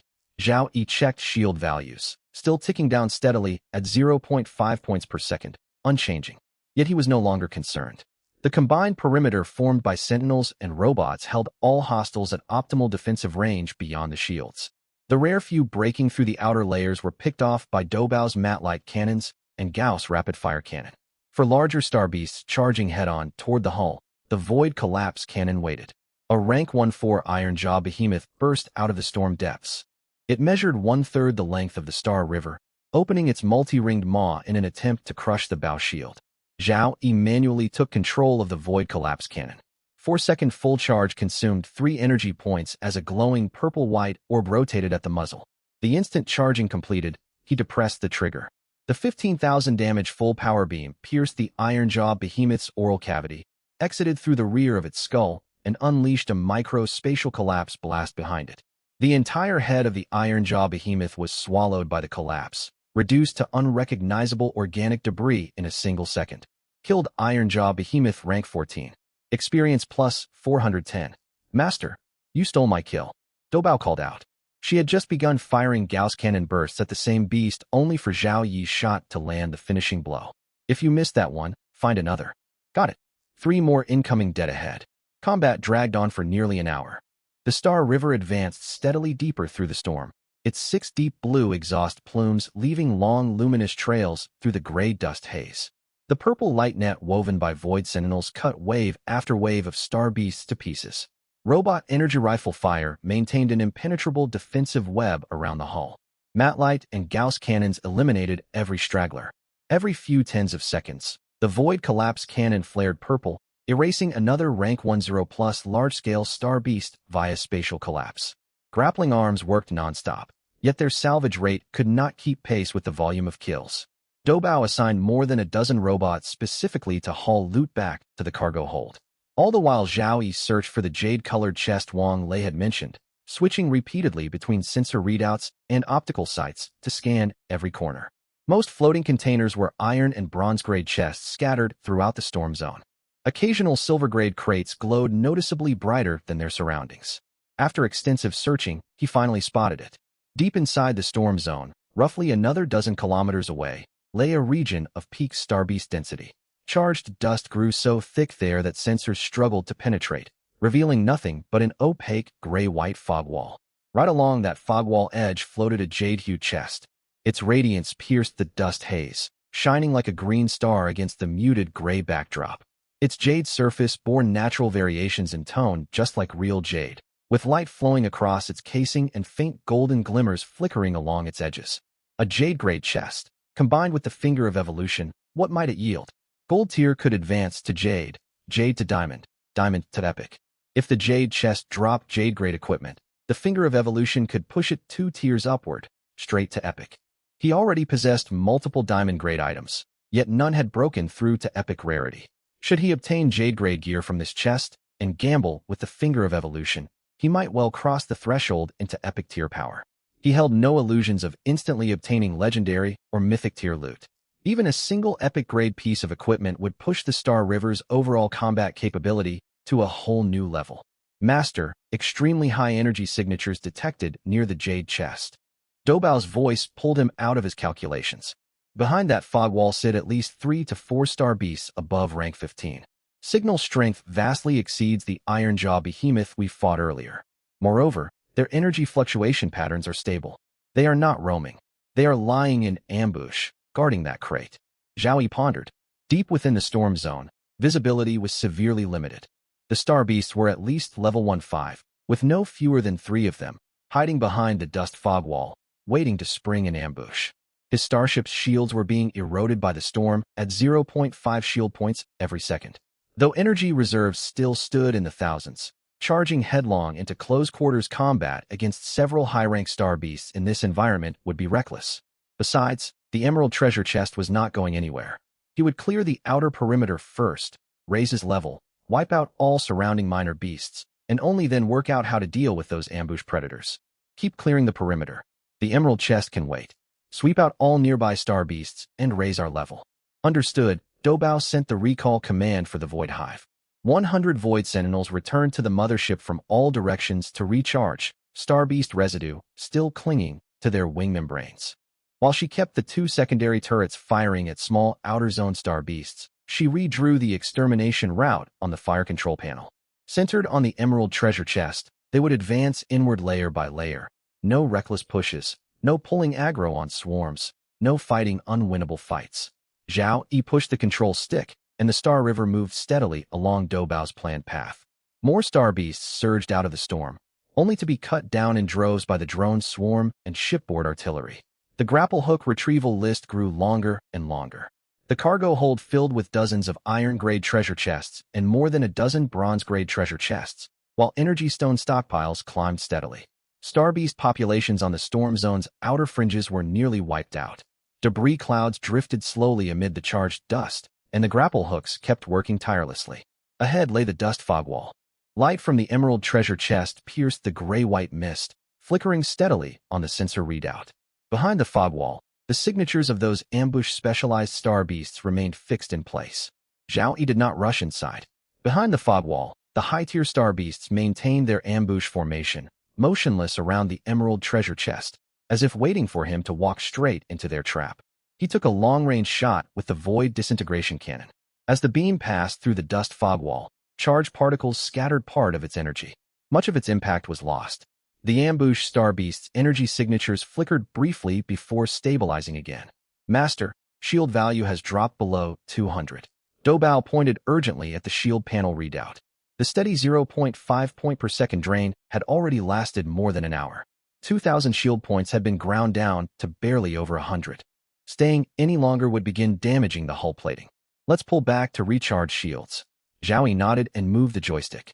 The Star River turned and withdrew from the storm zone along its inbound course. 6 deep blue plasma plumes arced through the dust cloud. A dozen minutes later, the starship burst past the storm boundary into clear deep space. Shield point decay halted, and regeneration kicked in at 10 points per second. The pale gold particle diffusion shield, and pale blue high-density energy shield re-illuminated layer by layer. Within minutes, the full 2,000-point shield capacity was restored. Zhao Yi gazed toward the gray-white storm zone. Over the past hour of clearing operations, he had mapped out star beast distribution, terrain features, and the locations of dust turbulence zones. Outer zone star beasts were almost eliminated. Only the ambush star beasts behind the fog wall and the emerald treasure chest they guarded remained. Still, he needed more familiarity.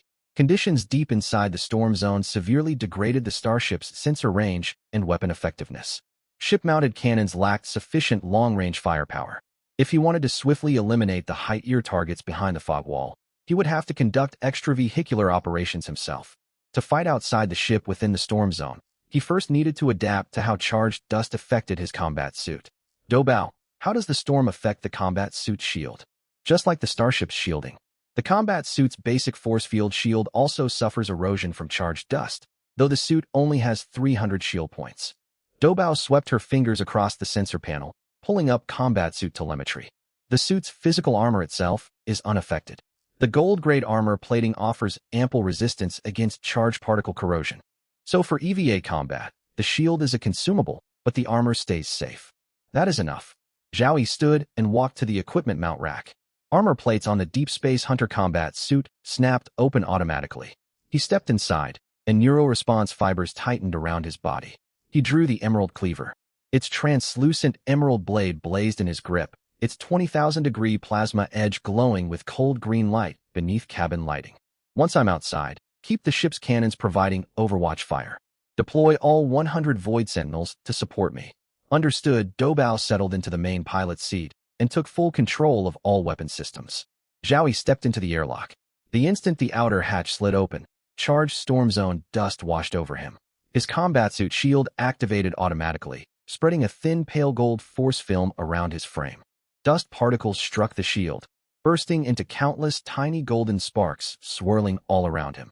In the upper right corner of his helmet HUD, shield points began slowly ticking downward, minus 0.5 points each second. He ignited his thrusters. For vector nozzles spat deep blue ion flame, propelling him deeper into the storm zone. Over the next several hours, Zhao Yi entered and exited the storm zone 4 separate times. On his first run, he primarily stress-tested the combat suit's performance limits inside the storm: shield durability, thruster thrust degradation, and the cutting efficiency of the emerald cleaver's plasma edge amid charged dust. Doubao logged every data point. He discovered dust turbulence caused minor attitude interference for the thrusters, but the suit's neuroresponse fibers corrected drift within 0.03 seconds. As long as he avoided lingering at turbulence cores, his mobility remained largely intact. On his second incursion, he eliminated leftover mid- and low-tier star beasts around the fog wall. At close quarters, the Emerald Cleaver vastly outperformed starship cannon fire. Each swing of its 20,000-degree plasma edge instantly vaporized star beast carapace and soft tissue, with no energy scattering or dust-induced power loss. Supported by Void Sentinel swarms and Doubao's orbital fire, he cleared a safe buffer zone surrounding the fog wall. On his third run, he conducted probing strikes specifically against the ambush star beasts behind the fog wall. A level 15 ambush specialized star beast lunged out. It was a quarter the size of the Star River, covered in dark purple bony carapace, with an EMP emitting luminous gland on each of its 4 claws. Zhao Yi dueled it for roughly half a minute before breaking off engagement. His combat suit shield had already eroded to nearly half capacity. He learned its combat patterns. Its electromagnetic pulses could briefly disrupt starship electronics, yet had no effect on the suit's neuroresponse fibers. Its bony carapace offered high resistance against energy-based weapons, but its joints were vulnerable to physical cutting damage. Having gathered sufficient intelligence, he ordered Doubao to fire a fully charged Void disintegration cannon shot to cripple the beast, before finishing it off with one blade stroke. Before his fourth run, Zhao Yi rested for a while inside the Star River cockpit. He removed his combat suit, drank some water, and leaned back in the pilot's chair with his eyes closed. Doubao compiled all data gathered across 3 excursions into a detailed battle plan and projected it onto the main display. Star Beast placement deep inside the storm zone, patrol routes of ambush predators, and energy fluctuation patterns within the fog wall were all clearly marked. After 4 entries and 4 withdrawals, he possessed a thorough understanding of the storm zone's overall layout. Master, only 1 Star Beast remains in the core zone. Doubao zoomed in the sensor feed. Deep within the fog wall, an energy signature far larger than any of the prior ambush star beasts moved slowly. Level 20, Silver Grade Boss. Energy fluctuation analysis confirms it is a large ambush-type star beast, approximately half the size of the Star River.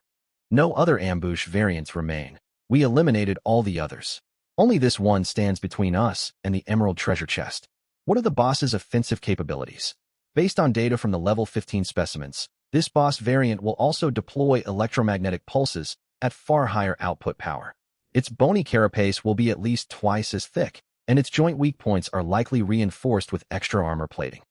In addition, its energy core sits dead center within its thoracic cavity, shielded by 3 layers of carapace. A fully charged void disintegration cannon blast can pierce it, though at least 2 hits will be required to completely destroy the core. Zhao Yi rose and redonned his combat suit.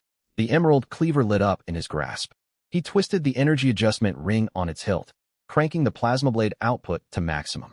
The Star River entered the storm zone once more. This time Zhao Yi did not pause outside the fog wall. At combat speed, the starship plunged straight inward, its bow shield smashing through dense charged dust. All Void Sentinels deployed. 100 purple membrane drones formed in attack formation within the fog wall and swarmed toward the boss. Then the boss revealed itself. The instant he laid eyes on it, Zhao Yi realized this creature belonged to an entirely different species from the earlier ambush star beasts. It lay atop a dust-shrouded giant meteorite fragment. Its actual size exceeded sensor estimates. Its main body formed a flattened oval carapace nearly 40 meters long. Layer upon layer of dark purple bony plates covered its surface, faint lavender fluorescence seeping through gaps between plates. 6 heavy jointed limbs jutted out from the carapace's rim. At the tip of each limb sat a half-meter-wide luminous gland, continuously discharging localized electromagnetic pulses. Its small head tucked beneath the front edge of its shell. 6 pairs of eyes, arranged in 2 rows, rotated simultaneously to lock onto the Star River. Void Lurker Overlord, Silver Grade Boss, Level 20.